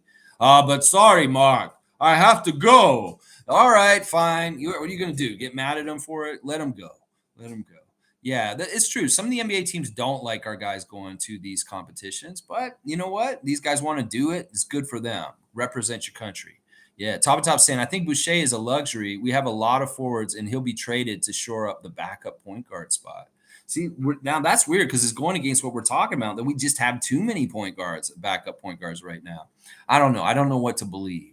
In some ways, Marquise Noel could be that backup point guard that we need. The backup point guard is actually a very important position. We've found that out the last couple of years without a steady backup point guard coming in with a second unit and controlling them. Fred VanVleet was that guy in the bench mob. He did a really good job when he was at that point. Marquise Noel, can you be the newest version of Fred VanVleet and be the leader of our bench mob and make them so overpowering well? Maybe. We'll have to see. In some ways, I get what you're saying about Boucher. We got Jalen McDaniels now. We got Otto Porter. We got Garrett Temple. We got Precious. We got all these different big guys. But Chris is special because he's Canadian, and he's the only Canadian player on our team. In some ways, he's untouchable in my mind. I would never trade Chris Boucher because I like having Canadian content on our team. So even if he's kind of duplicitous or extra with other guys and maybe not totally necessary, he's still one of our longest standing Raptors. He's got a ring with the Raptors, and he's Canadian. So in some ways, I do tie those things into whether I value wanting to keep him or not. And he's still very, very good. In fact, he's showing all the signs this summer that he's got a chip on his shoulder for some things, and he has some things to prove this year. So I'm ready to see Chris come back playing for the Raptors and doing amazing things for Darko. So we'll see how it goes. Smooth saying NJ parted hard with the Serbian national team at the silver medal celebration. Yeah, Nikola was there. And he was very proud of his guys, smiling big. In some ways, he seemed just as happy as the Denver championship. Seriously. David's saying, we are not trading Boucher. It's annoying everyone throws his name around like a dirt rag when it comes to opening roster spots. I know. That's annoying to me too, David. He's kind of like a filler. You know, there's a lot of dumb trade rumors, once again, boiling up about Portland and Dame Lillard. In fact, ESPN has a new article out on their main page talking about possible Dame Lillard trades, and they included the one to Toronto. So Shams, what the fuck, man? Shams is going to say he would refuse a trade to Toronto, but out of 4 scenarios that they posted, one of the scenarios was a trade for Lillard to Toronto for OG Anunoby, Chris Boucher, Thad Young, and Grady Dick. I was like, that's a lot for him. And in some ways, I don't want to do this for Lillard. That's too much for him. And some people are saying, well, he wouldn't even show up for you guys anyway. In some ways, listen, Damian Lillard, you want to win a championship? Come to Toronto. Kawhi Leonard did it. You could do it here too. You could. But I don't want to send all that over there. I may be willing to give you OG and Thad and one other player. But let's keep away from Chris and Grady, because both of those guys I want to keep on the Raptors for right now. I know. I get sick of it too, David. These guys disrespected Kem Birch. They're disrespecting Chris in the same way. These are our Canadian guys, and we should value Canadians playing for Toronto. Cool Cat's here. Good morning, Raptor crew. Joining a bit late. Good to see you, Cool Cat. ZZ saying, I think this current roster is better than our 53-win team back in 2020. Wow, those are big words, ZZ. I love it. A lot more versatile players and all the right pieces. I think you're right. I think that in some ways the talent of the Raptors on the down low has been really high since the championship. Maybe not in the Tampa year. Maybe not around the Aaron Baines time with Rondé Hollis Jefferson and all those guys, but coming back around with Scotty on the team and Precious and OG's emergence and Pascal, this is one of the most talented Raptors teams ever in the history of the Raptors. And some people will be like, whoa, they haven't proven anything. You just lost Fred. Well, in some ways, Fred is not one of the more talented guys. He's just a really hard worker and above and beyond for his height. But when you talk about absolute talent, as far as like the height, the size, the speed of our athletes, this Raptors edition is exactly what ZZ's saying. This roster may be more talented. I don't know if they're better. We'll see if their record is better. Then we can say that. But I definitely think that we have a more talented team than maybe most eras ever. I mean, the championship team is super talented itself, sure. But our team right now is very talented also. It's one of the top 5 most talented Raptors teams ever. I will say that. David's saying for the contract he's on and the value brings to the team, we would be out of our minds to get rid of him. I agree with this. I'm totally with David. I'm a very big Chris Boucher supporter and wanting him on our team also. And I'll stand by David on all that stuff. Kareem Thomas is saying the NBA wouldn't know what to do with Boucher. Yeah, that may be part of it too. David's saying, what does that mean? Because he doesn't shoot threes well and doesn't flop and complain on every play? Maybe, yeah. It's not a diss what Kareem's saying, David. He's saying that they don't understand him. And if he showed up on another team, they wouldn't use him right, is what Kareem's saying. It's not that we understand him and we know how to use him, but other teams may not understand him. They may try and force him into a square hole when he's a circle. You know what I'm saying? That kind of stuff. So it's nothing bad. Cool Cat saying world is defined by countries. So you compete against countries to get world titles. Individual leagues tend to league titles. Cool Cat, very definitive, saying it exactly how we've been saying it earlier too, is exactly. This is where we kind of came to the conclusion on this too. It's like if you're playing FIBA competition and there's multiple countries there, then you can say you're a world champion. But if you're playing in the confines of a league, you're just a league champion. And Cool Cat's exactly right. Cool Cat's saying if OG concentrates more on offense and we have to make sure his defense skills do not decrease to compensate for more offensive load, defense has to be first. That is his weapon. I completely agree with this also, Cool Cat. And it's his personal philosophy. He said that that's the baseline. All the offensive stuff is only stacked on top of him playing absolutely the best defense. And he has a standard and he has an excellence that he has to uphold for that. So that's the first and foremost. So everything he does offensively is after the fact of him putting that effort into defense. And his personal mantra is this, Cool Cat. So we don't have to worry about him not doing this because this is his philosophy. This is who he is. So this is exactly how it is. And you're right. The defense should never drop off for the offense because in some ways the offense can come from other places with other people. And the defense that he gives is such an essential ingredient to the Raptors' success that we need that first and foremost. Kareem saying at David, meaning with his height and structure, the NBA won't see him as a hustle, rebound, and 3 player. They will probably have him in gray area and stuck between a shooter and rebound. That's exactly what I thought Kareem meant. And I'm glad you clarified for David's sake. Yeah. And David's saying, okay, Kareem Thomas agreed. However, that's their loss. Yeah. He is a valuable player, in my opinion. I'd have 5 of him coming off the bench and one dude who could shoot. I don't have any problem with it. Chris is like a Dennis Rodman of current times, and I love him for it. I love that style of play, the rebounding, the hustle, the defense. He's becoming a better and better defensive player as he gets older. He was not a good defensive player in his earlier 20s, and now he's a way better defensive player in the last year or so. Chris Boucher really, really dedicated to becoming a good defender, and that's not easy for him. In some ways, he can't be a good defender relying on strength and size. He has to do it with guile, quickness, and his length is how he became a good defender. And that's a different kind of playing defense than just muscling up and pushing. There is some of that with Chris, sure. But some of the stuff he has to do is a little different because of his body frame. And he's gotten much better at defense over the years.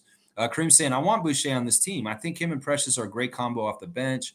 They both can be 10 and 10 players off the bench, which to any team is crazy. That's true. Either one of them can get a double-double off the bench on any given night. And on rare occasions, they might both get a double-double. Love it. Cool Cat saying, Lex, we love that you bring your whole self to your Raptorfreak show. We love it and appreciate you. It's supportive and an informative show. Thank you, Cool Cat. That does really, really super mean a lot to me, guys.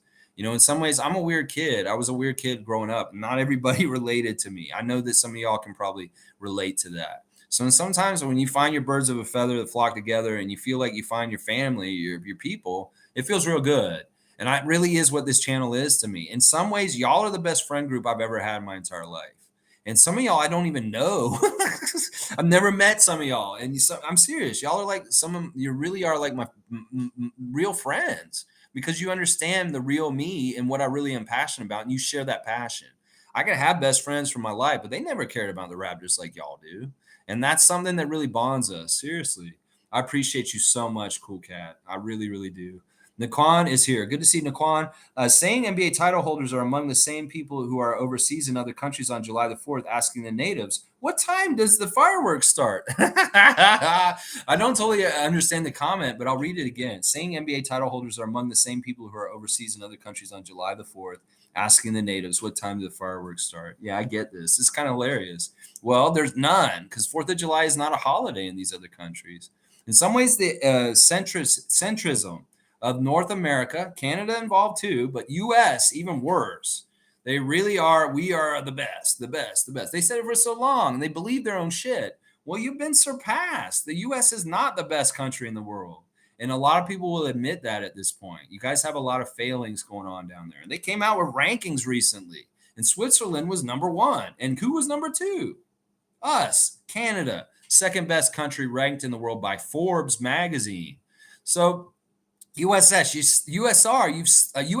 you've slid a bit in the rankings because of mass shootings and dumpster fire politics and dumpster fire gerrymandering and all kinds of freedom index rankings that are plummeting because you're not as free as you used to be because of the Supreme Court has become a rogue court of kind of messed upness. There's all kinds of problems with your country. So in some ways, the centrism of American exceptionalism blinds them, clouds them to their own weaknesses, and the whole fact that the rest of the world is doing other things around them that they don't pay attention to, and then they catch up and they do better than them in the end. So that's it right there. And Naquan, thank you for your comment. G saying Serge signing for a team in Germany. Thanks for bringing this up, G. I was going to forget about this if we didn't. This is very true. We have got whatchamacallit? We've got Serge Ibaka is wearing a Bayern Munich jersey. He will be playing in the German league this year after not getting signed by an NBA team. He'll be playing for Munich. So that's cool. More power to Serge. I know he's going to have a chip on his shoulder when he shows up there because he probably feels like he should be in the NBA this year. So look out, German league. You may see Serge Ibaka come in there and be an all-star, maybe one of the top players in your league because he could come in there and do some damage, especially if he's motivated and he's still got some good gas in the tank. So I'm excited to see Serge play for Munich. I'm a little sad that he's not in the NBA anymore, but I'm glad he gets to continue his professional career. And I'm sure he's going to be very, very good. And the German people are going to be very happy to see him show up on their team. It's kind of cool, honestly. I'm just glad Ibaka landed somewhere. David's saying those two are quite literally Raptors straight out of Jurassic Park. Complete beast, that combo. Yeah, okay. I'm not even sure what you're talking about. Nameless saying, hola, hermano. Wait, are we switching this up to Spanish? Am I learning Spanish now, Nameless? I thought you were my Italian teacher. Bam. Alan Tam, bam, saying, bam, son. Potential Team USA roster, he says, is LeBron, KD, Curry, Thompson, Green, Embiid, Mitchell, Edwards, Davis, Booker, Tatum, and Cunningham. Cunningham? Who's Cunningham? Oh, Cade. I was like, Richie? Oh, thanks for the super chat. Holy crap, David. Thank you so much for the super chat. That's funny. David's saying Embiid, he wouldn't represent his country. He wouldn't represent Cameroon or at least France. No, they're going to bring him in as a ringer for the U.S. Embarrassing. Embarrassing for both Joel and the U.S. team. If you put Embiid on the U.S. team, that's embarrassing. That's very embarrassing to me. You need Joel? Oh, that's pathetic. All right, let's see. MSJ saying, given the Mexican alien disclosure, this is interesting news the last couple of days. All world might not even be the big conversation soon. He's starting to get galactic here. Those aliens look rather small, though. Easy work in the paint. Dude, you're getting a dunk for this one, MSJ. This is hilarious. I doubt with those short arms they can shoot a three. Oh my gosh. We thought we were going to talk about world champions. Well, we might need to talk about universal champions or galactic champions. It's going that direction. You know, they're saying that those alien autopsies down in Mexico in the news this week are frauds. There's scientists and other places that have analyzed them and look at them, and this is their bullshit. They're bogus. This is the kind of shit you find at Ripley's Believe It or Not.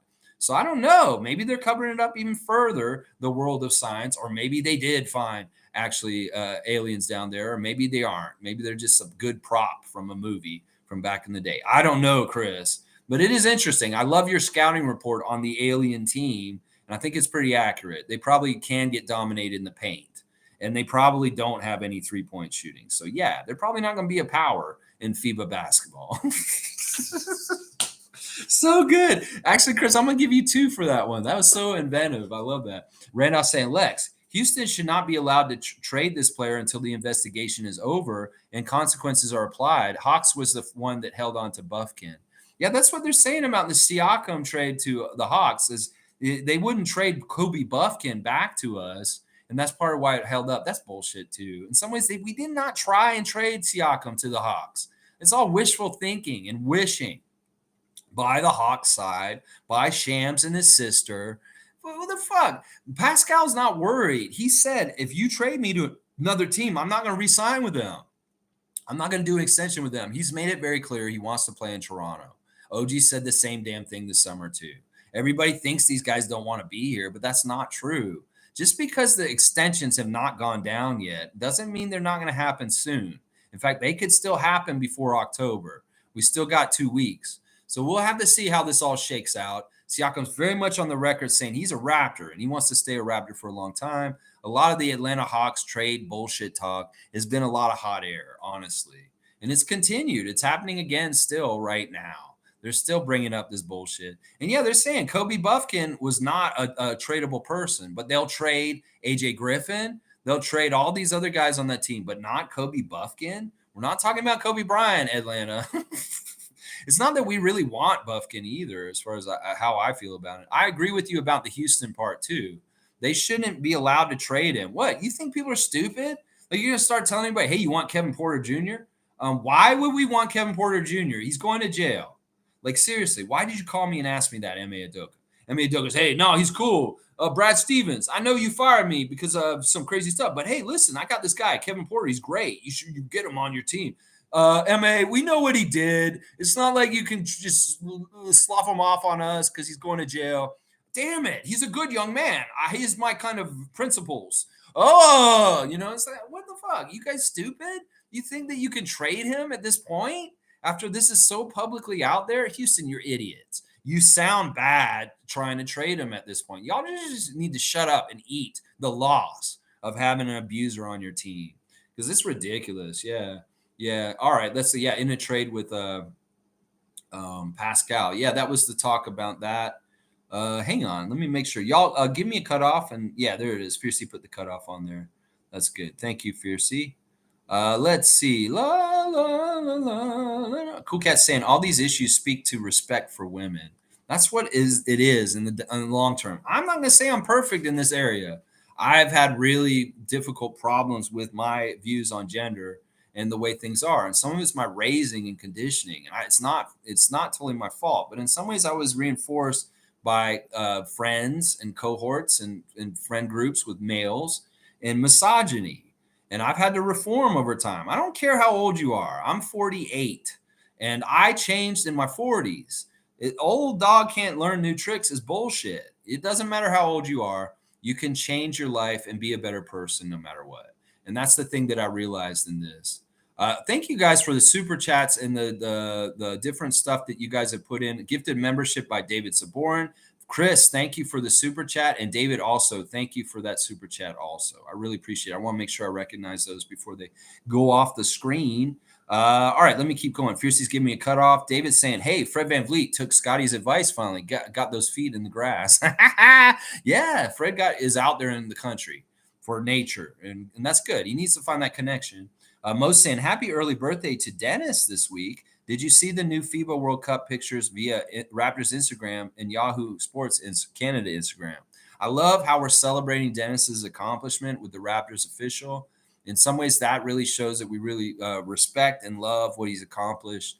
And yeah, it's so fantastic that he's a part of our culture and our, coming in as a winner. So I really want to ride this wave of Dennis's great good fortune that's going on right now. And let's continue it. He does too. I can tell he's excited. Team Germany has been a dream for him this summer. But in some ways, he's really excited about playing with us. He did an interview about the Raptors team and why he's happy to be on it. And he basically said stuff like they're very defensive minded like me, and they like to play at a quick pace. And I'm ready to do that. So that's what we want to see, good defense and a higher pace than Freddie was doing. And you'll be great, Dennis. You're going to be great. Name was saying, Chow Doughton Jr. Okay, that's heartless. That's heartless. Seymour saying, Gary Trent Jr. is under my microscope. He needs to be more consistent this season. Hasn't lived up to the Norm Powell deal yet, in my opinion. Well, I'll respectfully disagree with you, Sheriff, because I do. I feel like he's been an improvement over Norman. Norman may be at a different place in his career at this point, but Gary, in some ways, still has more potential than Norman in certain ways. So I think Gary's been a really good addition, and I will disagree. I think he's been just as good as Norman, if not better at times. And this year, I think he's going to make even more of a leap. And it may be in that area that you just spoke of, consistency. I keep predicting this, but I don't know how much in the realm of streak shooters you can become totally consistent. It's just the nature of being a streak shooter. And in some ways, he's going to have streaks no matter what. David's saying he will. Nick Nurse was not good for multiple players on the Raps, Gary being one of them. Gary, Chris, Precious, those three in particular. David's saying expect more from Koloko, too. People are going to be floored this season. Well, maybe he puts him on the floor. He blocks him so hard. I want to see the refs treat Christian a little bit better, but with the discernment between what is a foul and what is a block. This man is a crazy good shot blocker. He was the Pac-10 Defensive Player of the Year at Arizona, and he is a shot blocker. N.B.A., y'all put a cap on him being a shot blocker last year and didn't allow him to enter any kind of rankings. Well, he is rightfully one of the top shot blockers in the league. And he will be not denied in the years to come. He's going to be so good at blocking shots. You are going to have him in the top 10 shot blockers in the league. It will happen this year, I predict. So stop calling fouls when they're clean blocks for Christian Koloko, N.B.A. refs. That is one of the underhanded ways y'all have tried to hold him back. And I don't want to see that this year. Seymour's saying, good point to David. Bam. Seymour's also saying, the Rockets cut him. They will owe him $16 million. It's guaranteed on his contract. Well, next time, don't do a better assessment of the character before you get involved in these contracts with players. Maybe that's something y'all need to do. Figure out if they're knuckleheads before you put all that money in their account. That's what I'm saying right there. MSJ saying at David, yep, I'm glad Nick Nurse is gone, given our team needs to develop. That's right. And MSJ is also saying at Seymour, but isn't there anything in the contract that is a criminal conviction occurs? The contract is null and void? I would think so. Maybe they do need to start putting that in contracts. That would be smart, honestly. I think you're right. Nameless is also saying, I'm excited to see Gary Trent and his new role off the bench. I think Dennis will run point guard with Scotty at shooting guard. I think Gary will be off the bench sometimes, but he may still start at times. Darko may not have a set starting five a whole season like Nick did. He may very much mix it up, depending on matchups and who's playing. David's saying, Otto scammed us. I had this feeling the whole last season and saying, well, let's not say for sure.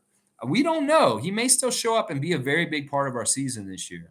So let's not get ahead of ourselves in judgment of him. But let's see. This could very well be true, though, what you're saying. Seymour's saying Steph Curry's wife treats him like dog shit. Not all them players are women abusers. Pascal and OG are good men, but you are right. Some players need a revamp. MSJ, that's a good point. Oh, for sure. I don't want to paint a wide brush of just saying everybody's the same. I'm just saying there is a misogynist undertone to some of the player circles in the NBA. But it's not just in the NBA. It's in the MLB. It's in the NHL. It's in the NFL. It's in athletics in general. A misogyny, a chauvinism, a male kind of dominance, kind of alpha male kind of mentality that in the way that it looks at the other gender, it may look at them being subordinate or something. You better listen to me, woman. Get in that kitchen, woman.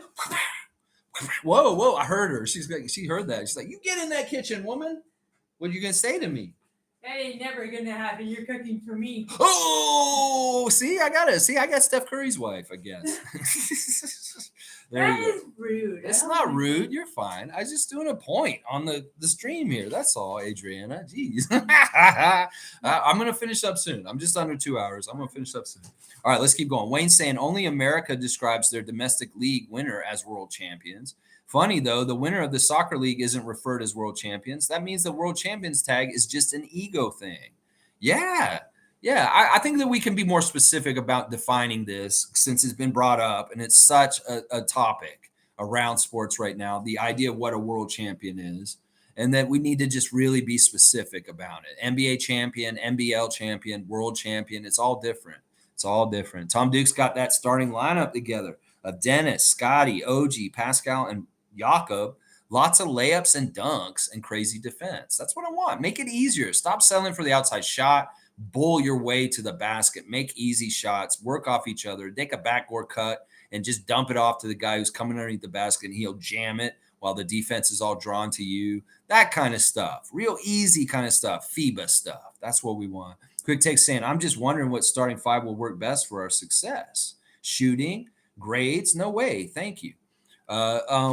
Yeah, I mean, we'll try different things. And if guys are really playing out of their mind, maybe. I don't like the idea of starting the absolute best five Raptors. I like putting one of your top three Raptors off the bench. In some ways, that makes more balance when your starters come out. You have a really good scorer who can kind of keep things going in the right way.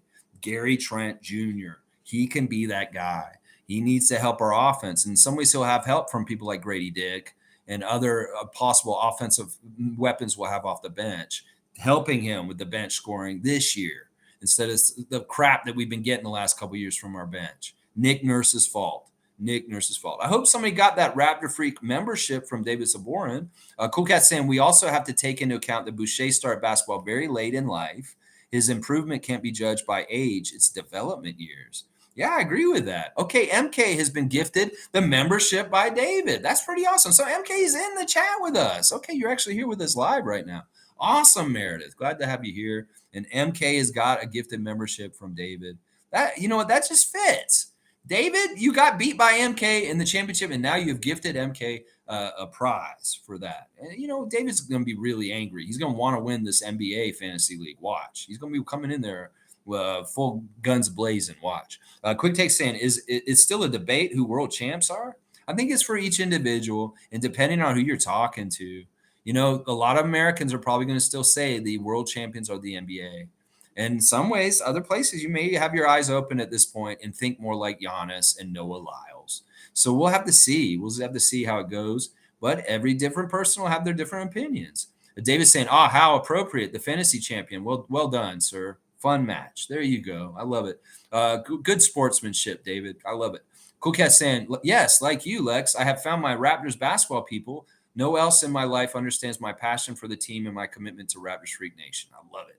There you go, Cool Cat. You have my heart as being a true Raptor freak. And I hope that this year we can rendezvous and actually meet in person at hopefully one of the games or the meet and greets or something like that this year. It'd be fantastic. Fiercey saying, happy Serge found a home, although I have a feeling he was hoping to return here or at least somewhere else in the NBA. Yeah, it could very well be. They don't care about how long he exfoliates after the game. That, you know, in some ways, maybe they were looking at their doctor and like, you know, Serge would be great for leadership, but you know that's going to add an extra hour at every city. That man just got to moisturize. So it is what it is. Thank you, David. I appreciate y'all. I appreciate everything y'all do also on this channel also. And I will keep it up, I promise. You know I have. I've been very steady and reliable, that's for sure.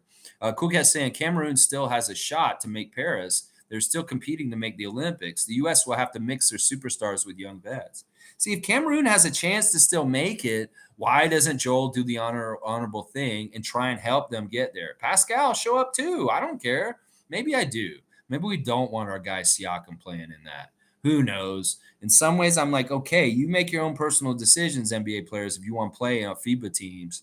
But yeah, in some ways, when the Raptors aren't involved in FIBA World Cup and we don't have to worry about any of them getting injured, I'm kind of happy about that. It's not like I don't want Jakob Poeltl to stand up for Austria in FIBA World Cup or FIBA places, but him in Austria not making the FIBA World Cup, That didn't make me upset. Scotty not making USA team, that didn't make me upset because we didn't have any elements of possible injury for these guys or other things that could happen, like the thing I talked about with Scotty being on Team USA, why it's not a good idea. So no Raptors playing in the FIBA World Cup. I had no problem with it. I really, really didn't. Cowboys saying, Nameless saying, damn right, we're your real friends. Bam, that's right, Nameless. My paisano, my good paisano. Let's see. Cowboys saying, good morning, Relax and Raptor Freaks. Bam, sorry I've been busy, but just want to say what's up to the family. Have a great day, everyone. Always happy to see you, Bradley, and checking in. Tada Services is in the greater Toronto area. If you have an odd job around your house that you need help with, Tada Services is on social media. You can look them up, and they will come to you and help you with whatever it is. It could be all kinds of assortment of odd jobs around your house. They're handymen. They do all kinds of different things for you. So call Tada if you need help. If you need some extra hands on a job and you don't know who to call, Cowboy's your guy. I'm going to tell you that right now. Cool Cat saying we don't even have to do extensions right now. Raptors front office may just be saying play for the year on your current contracts, and let's see how far that gets us. Play contract and leave after it expires. Yeah, we'll have to see. These guys are dedicated to our team. There is a loyalty among our main players. In some ways, I don't question this like I used to. In some ways, Fred was the last one I kind of questioned on this, and I found out. Siakam, OG, Scotty, these guys are actually loyal to Toronto. And when things come around with contract stuff, don't be surprised when they continue to stay loyal to Masai Ujiri and the Toronto Raptors. So it's a different era. In some ways, we have clout, we have prestige, we have a culture that is important, even if we haven't been winning as well as we want to the last couple of years. That stuff is still here. And that was part of what we're trying to build with this channel and just in general in Raptors Fan Nation is a culture of excellence, a culture of like that carries over time, like the Celtics would have. So in some ways, we need to build this. And we're getting the fruits of it in some ways because people like Siakam, OG, and Scotty do really love playing for the Raptors. And they're showing a loyalty for our team that's in another level. Sure, Kyle, DeMar, they showed that loyalty before. But these guys are in a weird place in their careers, and they really could go anywhere they want around the league if they really want to. So we'll see if they are totally loyal. Siakam said he don't want to play for anybody else in Toronto. OG said he's very happy being in Toronto, and he's not wanting to leave. And Scotty, he's about to be living in a condo that he partly owns, that he'll be living in, and he's been calling himself a self-identified Torontonian. So you tell me, you think that's bullshit? No, Scotty loves being in Canada. It is not bullshit in his Subway commercial. He said it in person on Twitch all the time. So we're going to see the loyalty of our main guys over the next couple of years and what happens with free agency and contracts and extensions. And I love that you pointed out that none of this has to be figured out right now. Everybody's so anxious and worried. Chicken Littling the extensions. No reason to do that at all. No, not at all. Cowboys got our Raptors lineup on full blast there with everybody and Monique and I love it. Let's go. A quick take saying Siakam for DeAndre Hunter. Yeah, right. Here's a quick take. That's a shitty trade, and we won't do it. David Zaborn's giving the thumbs up. Like Spike. I love it. Quick take saying Trent is better for the Raptors than Norman. I agree. He was younger. And also, we got to remember, Powell was about to enter a bigger part of his contract years and his age in the league. So in some ways, we got the younger, newer model for less money, and he's doing a lot of the same output, honestly, that Powell would have done if he had just stayed. So we got a cheaper version, a younger version, and that's kind of smart. It's like trading in your car. You go, oh, I want to trade in my car and get a newer model. And, you know, in some ways, that's part of it. Mo's saying very, very informative stream every day is a good stream. But today, let's go. Keep at it. Always, Lex. Go Raptors. Thank you, Monique. I appreciate that. It really does mean something. Fiercey saying, oh, you guys are so cute. Fiercey, you're awesome, too. We love all you guys. David's saying Adriana is awesome. Yeah, she's funny. She's like just lurking around in the background here. You know, she's been doing some very important work lately. She speaks out for people with epilepsy and makes more awareness of things. She tells her personal story. She's being hired to come and talk to people all the time. In fact, what she had to do this morning was do a talk to Spanish-speaking people about epilepsy and people that deal with it and what to know about it, to be more educated on the subject. You know, if you see somebody having an epileptic seizure in public, it's not always best to call the 911 and the ambulance. If you recognize it's epilepsy and it may subside, don't make it even worse than a big deal by getting the paramedics involved. just stand by them, keep them safe, and keep them from walking into traffic or doing something unsafe that will hurt them. If they, the thing with the tongue is not true either. You don't have to worry about their tongue getting bit or anything like that either. Just stay with them until it passes. And sometimes you don't actually need to get paramedics or hospital involved. So that's something I've learned from dating her. But she's a spokesperson for people with epilepsy to bring out awareness about knowing more about it so that people are more educated. And she was doing an interview for Spanish speakers and she was being translated into Spanish this morning. That's what she was doing. She had her own stream going upstairs. Name was saying, "We love Adriana." That's right. She's amazing. And hopefully you guys can meet her at a meet and greet sometime. She's usually at the meet and greet, and everybody who's come and met her in person. She's an amazing person. Cool Cat saying it's the insurance costs that the countries have to pay for our players. Yeah, that's tough. I've always wondered how the money works with going to FIBA. Some people are saying these people have played and they don't get paid, that they're doing it just for the country. I don't believe that. They've got to be getting some sort of stipend from Team Canada basketball just to show up and be there. I mean, there's got to be, it may not be like tons and tons of money, but I'm sure they're making it worth their while some degree. I don't know. It's tough to say. Quick Takes is saying, tough question. If you could only build around Siakam or Barnes, who would it be? Wow, that is a tough question, NBA Quick Takes. My first inclination is to say Scotty, because in some ways we haven't realized his ceiling yet. And if we really want to jump as a team forward, we need to maybe keep him around so we can get all the gains from the leaps he makes in his game. Siakam may be closer to his ceiling at this point. And that's why I may go that way in this question, but I don't want to choose either one of them. And people are starting to realize that Siakam and Barnes can coexist very well on this team. And in fact, they like playing with each other. And it's not like this whole like Fred versus Scotty thing from last year. It better not be this year. Pensar, you fuck. So I'm going to say this, that I would pick Scotty if I had to choose, but only because Siakam's further along and he's hitting more close to his ceiling than Scotty. David's saying, that's amazing, Adriana. Very impressive work you're doing. Yeah, it is. It's a big deal. Awareness is really important for this because in some ways they don't educate people about epilepsy and what it actually is and what to look out for people that have it. Let's see. David's saying also Barnes, hands down, simply because of age. Yeah, he's reiterating kind of what I would say too. Cool Cat saying, let's go, Adriana. Quite empowering. We got the power couple right in our midst. That's an interesting way of describing us. There is some power in us in certain ways, for sure. Inspirational power, that's for sure. Quick Take saying at David, all right. Yeah, we'd have to pick Barnes just because it makes sense. It's not a slight against Siakam, and we don't have to make this decision, thank God.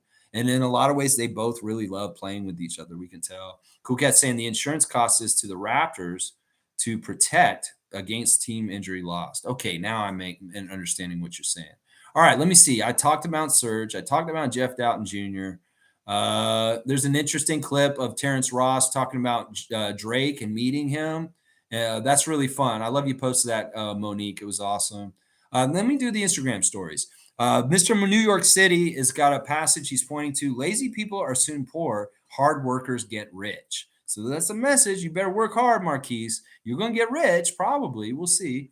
Thad Young is doing an overtime fireside chat. So there's a lot of speaking engagements Thad Young has been doing this summer as an entrepreneur, teaching people about business and being better businessmen. So Thad has very much been on that circuit this summer, talking about being a better businessman. Then there's a funny picture of him with Shakina, and she's wearing the mask, and it says, when boredom sets in. That's funny. They're such a fun couple. I really love Thad and Shakina Young. They're awesome. Gary Trent Jr. is at Remy, like I said, and he's bouncing that ball really hard on the floor, double bouncing, hitting it really hard, working on his handles, kind of like OG was. And I love seeing it. Remy's yelling right at him as he's doing it. And he's looking really focused, and he's really, really hitting that ball hard. DeMar DeRozan is at one of Scotty Barnes' little like golf games with the screen at his building, and he's hitting the golf. He looks really awkward. Not the best golf swing, DeMar. If you go out there and play with Kyle, you better not hit like that because they might laugh at you. And then also DeMar is getting kind of put on blast by Kobe White, his Bulls teammate, because they go to a arcade and DeMar, it says first thing he picked, 37 years old. Keep that in mind.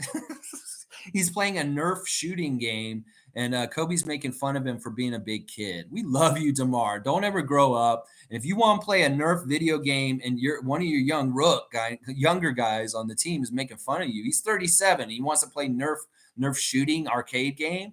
Like, don't make fun of him for that, Kobe.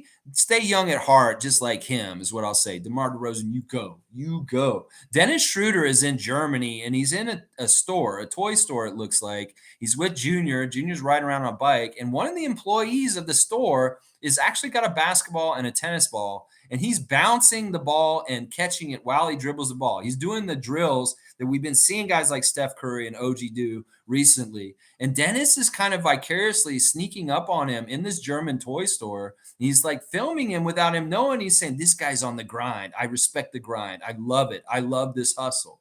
So Dennis is appreciating random toy store employee for doing basketball drills while he's on the clock. I think that's hilarious. And Dennis's look on his face is so much joy to see somebody working so hard. If that doesn't tell you more about Dennis Schroeder's character right there, that he loves random Toys R Us employee in Germany doing basketball drills on the clock, that says it all right there. He said, I love the grind. You go, don't ever stop. He whispers it. He doesn't even tell the guy or tells him that he's filming him. He just films him and he's walking away and says, I love that guy's hustle. Maybe that dude will see himself on social media and he'll realize you gave him props, Dennis. You realize you gave him props. I see a cool picture of Junior Schroeder with a big smile. Keep ready. Let's go is what his shirt says. He's putting his Ox cologne on blast also. The love was real and the return for the German crowd with the German parade of the return of the world champions and the MVP, Dennis Schroeder. I love seeing all the love in the aftermath of that. Team Germany really put on blast. There's a graphic here that says Team Germany was 18th in the world in 2019. And in 2023, they're number one, baby. World champions. I'll say it again. World champions until I'm blue in the face. And he's putting Mo Wagner on blast also on his Instagram stories. Slim Duck still putting Dylan Brooks on blast. Rockets GM on Dylan Brooks. There's a narrative about him that's odd and wrong. And Chris has replied to it saying only a few really know the true Dylan Brooks and who he is. Chris Boucher, such a good friend and close friend of our guy Dylan.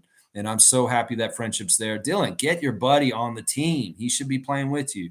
I see a beautiful picture of Chris Boucher on the coast of St. Lucia in the hills with his mother that we met in his amazing story, that documentary about his life earlier on. This is what I'm saying, Team Canada. Put this man on Team Canada because he rode around in a bus in Montreal for 2 years just to stay away from an abusive partner his mother had. And, he's put in the hours and time. Win Canada. He's a great success story. Boucher needs to have a chance to make this Olympic team next year. I'm sorry. And it's so nice to see his mother with him. He's saying stuff like he's got this going. Rise to the occasion. Look at yourself. Then you stay strong. No one can stop you. Oh, yeah. Rise to the occasion. Go ahead. You know you're strong. No one can stop you. This is what Chris is saying. I'm telling you, he's coming back with a chip on his shoulder and to prove something in the absence of Nick Nurse. And he's going to do it. I believe in him. I love it so much. So many people putting him on blast. He's doing such great things back in St. Lucia right now, back at home. He says, I'm 100% confident that my mother's prayers have saved me from more times than I can imagine. More bad times. There you go. I love it. Siakam has moved his world tour from Rome to Paris. He's back in North America. It looks like he may be down around Florida, around near his home down in Florida right now, but he's out on a boat off the coast of Florida is where it looks like Siakam is. So we can play Where in the World is Carmen Sandiego with Pascal Siakam. And this summer, we've seen him in Austria. We've seen him in Canada. We've seen him in LA. We've seen him in Italy, Rome. We've seen him in Paris, and now he's back in Florida right now. So if you want to know where Siakam is, you just need to follow his channel. I'll tell you every day where Siakam is. All right, I think that's it. We covered the stuff about different things that was important today, and that was the stuff that I wanted to talk about. I appreciate everybody here. Let me see what else you guys are saying in the comments after the stories there. Let's see. All right, hang on. Cool Cat saying Pascal has already contributed to the first championship. Scotty is the youngin that has to work towards a championship. So of course it's Scotty. Pascal is there for experience to help Scotty. In some ways, we're watching Star Wars. It's like a Padawan with a Jedi. He's got to learn the Jedi ways from Siakam so that he can be the best Jedi he can be. Scotty Barnes. Yeah. Stargate saying, stop this build around one player mentality. This tactic is being proven ineffective and unsuccessful now. That time is over. Build a team. I completely agree with Stargate on this. I don't think Quick Take's question was intimating this. We do realize having a bunch of good players is a good way to do it. And I am in complete agreement with Stargate. I don't think that question was intending that, though. And it's not that Quick Takes wants us to just build around Scott, although we probably are. But we do need OG, we need Pascal, we need Yaka, we need Gary, we need Precious, we need all these guys because a team is the way to win. And Stargate's exactly right. Quick Takes saying, shout out to the power couple. I appreciate that, Quick Takes. And Trevor J saying, a Raptors channel is, we talk about Raptors. We also kick their asses out.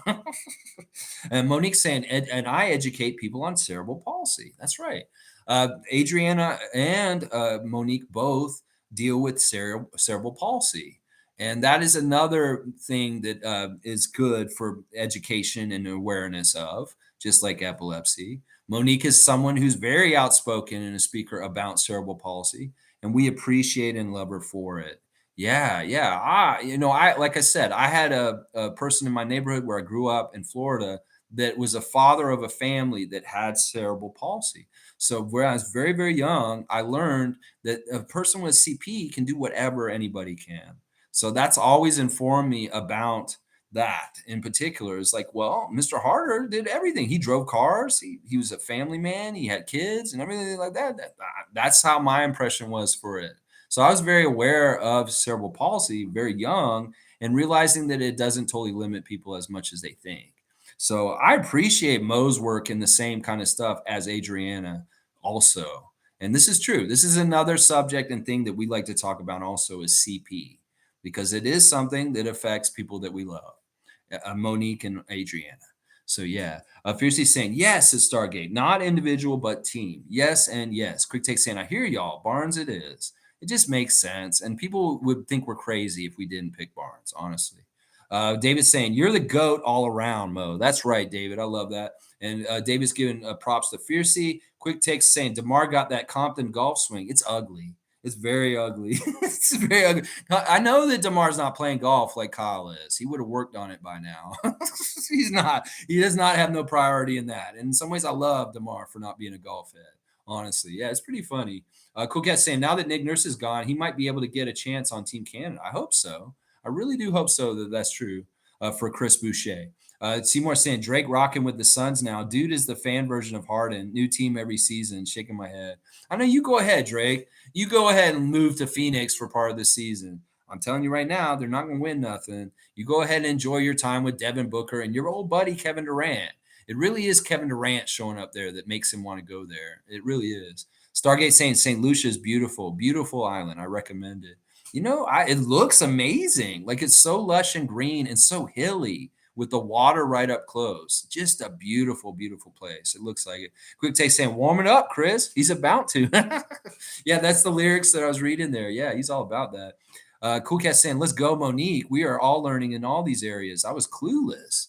Yeah, I mean, honestly, there's so much more awareness about epilepsy in particular that I've learned from dating Adriana.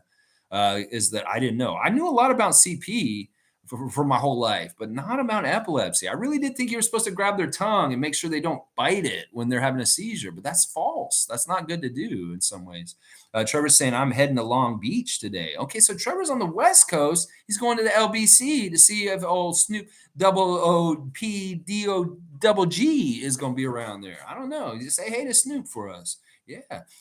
Seymour saying, N.B.A. quick takes. Warm it up, Chris. Warm it up, Chris. Yeah, let's see if Boucher gets it going. Yeah, the LBC, the 213.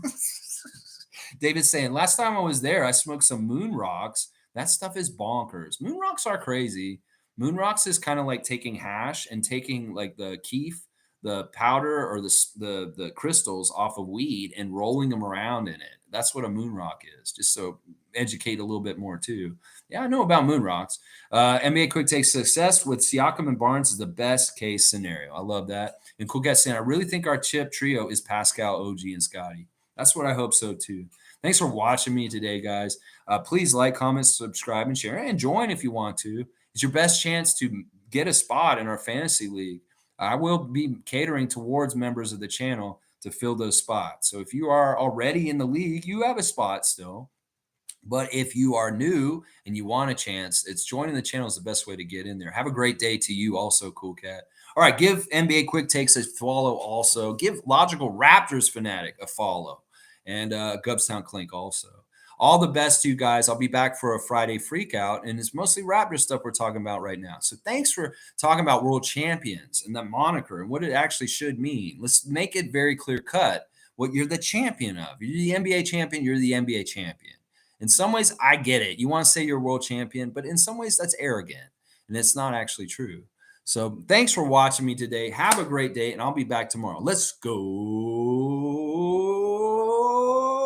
Raptors! Yeah!